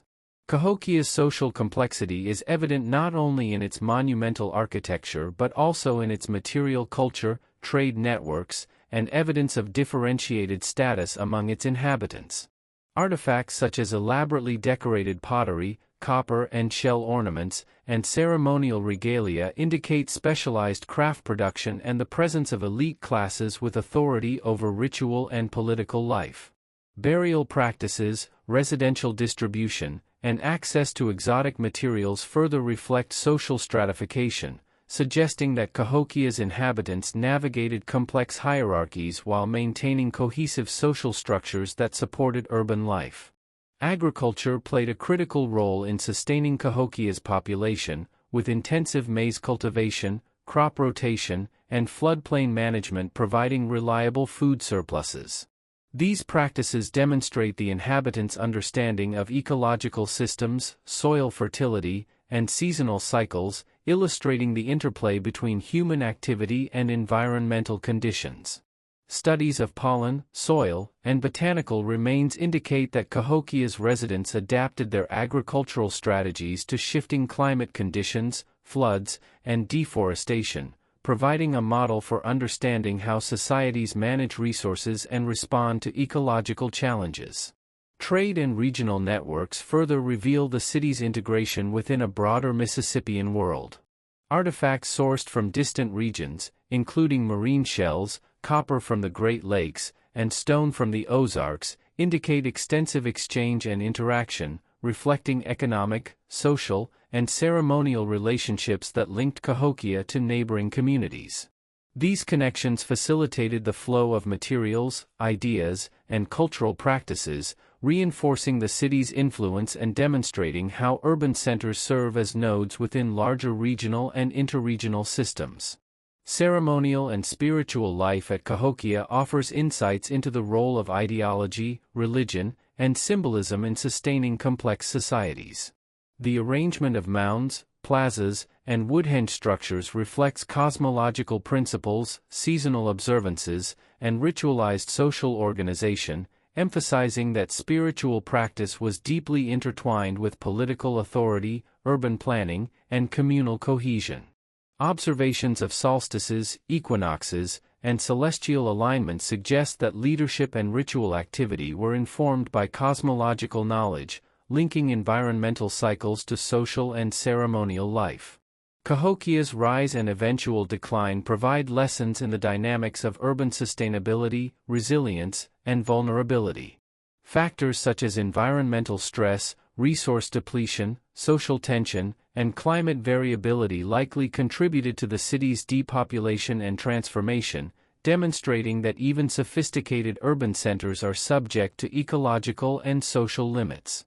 Studying these processes helps contemporary societies understand the balance between growth, resource management, and social organization, offering cautionary perspectives on sustainability, urban planning, and human-environment interaction.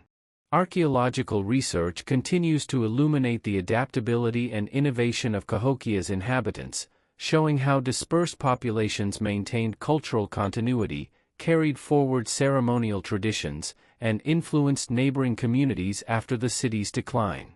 The persistence of mound building, artistic motifs, agricultural knowledge, and ritual practices in surrounding regions underscores the enduring impact of Cahokia's social and cultural systems, highlighting the ways in which complex societies can leave lasting legacies even in the face of transformation. Contemporary engagement with Cahokia also reinforces lessons in cultural stewardship, heritage preservation, and collaborative research.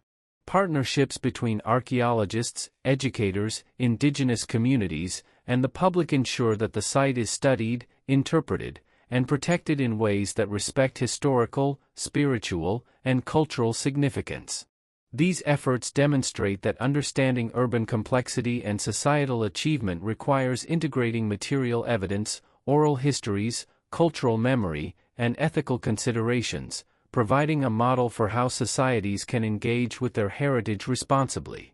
In conclusion, Cahokia offers profound insights into urban development, social complexity, human-environment interaction, and the endurance of cultural legacy.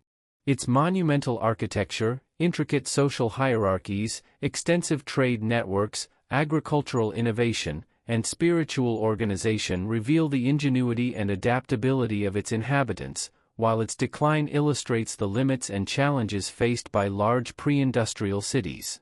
By studying Cahokia, modern scholars, educators, and communities gain valuable perspectives on sustainability, societal resilience, cultural continuity, and the integration of environmental, social, and spiritual systems.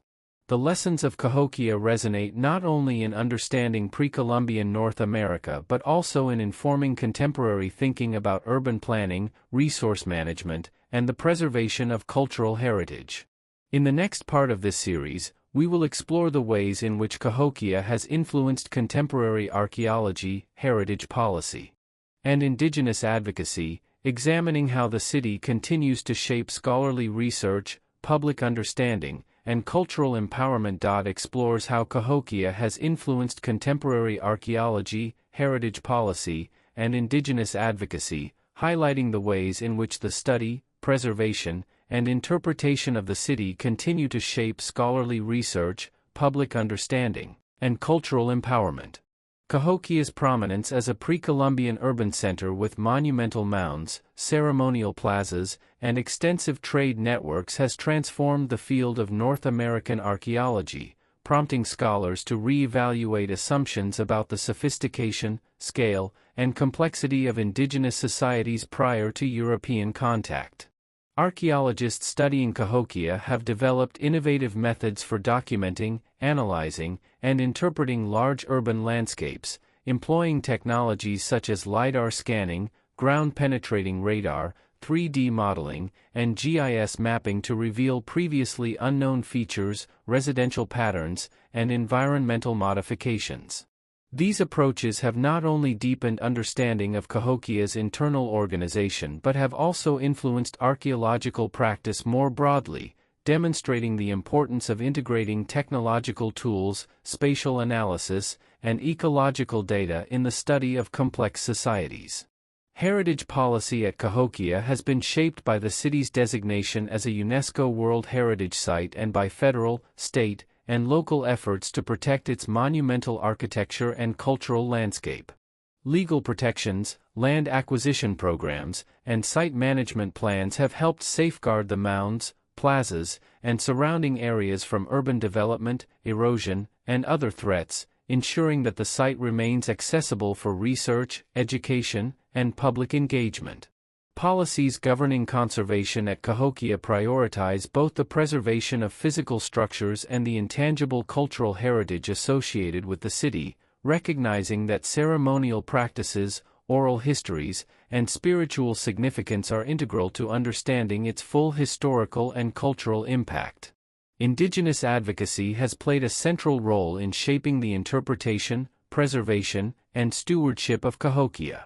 Tribal representatives contribute expertise regarding ceremonial significance, cultural memory, and ethical handling of human remains and sacred artifacts, ensuring that research and public programs honor indigenous perspectives. This collaboration fosters cultural empowerment, allowing Native communities to participate actively in decisions about the site's management, interpretation, and educational programming. Indigenous voices have also influenced scholarly discourse, emphasizing that Cahokia should be understood not merely as an archaeological site but as a living cultural legacy with ongoing spiritual, social, and symbolic relevance. Research at Cahokia continues to illuminate the complexity of its urban, social, and ceremonial systems, informing both academic and public understanding of pre-Columbian North America. Studies of social hierarchy, labor organization, trade, and ritual practices reveal how tens of thousands of inhabitants coordinated large-scale projects, managed resources, and maintained social cohesion.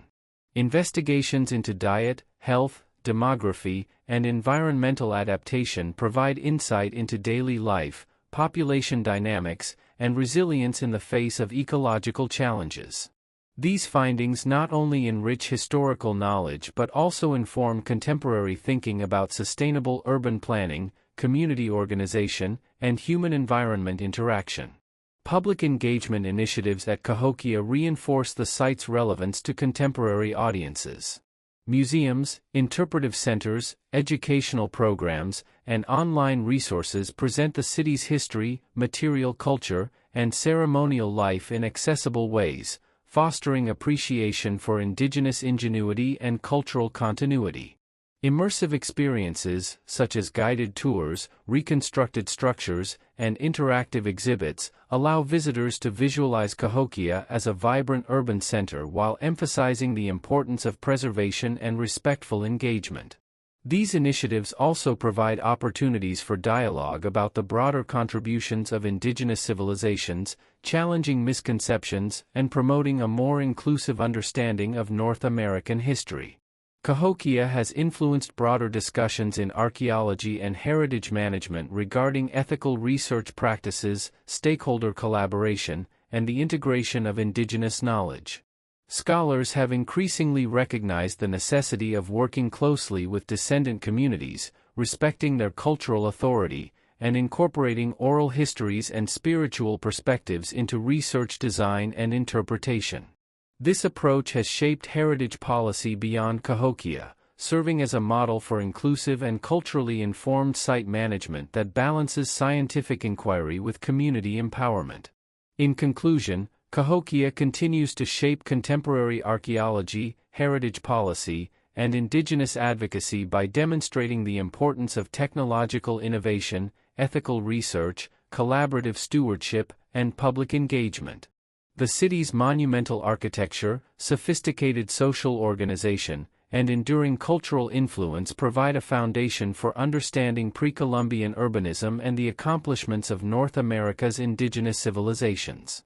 Through partnerships with Native communities, preservation initiatives, and educational outreach, Cahokia serves as a living testament to cultural resilience, historical achievement, and the ongoing relevance of indigenous knowledge.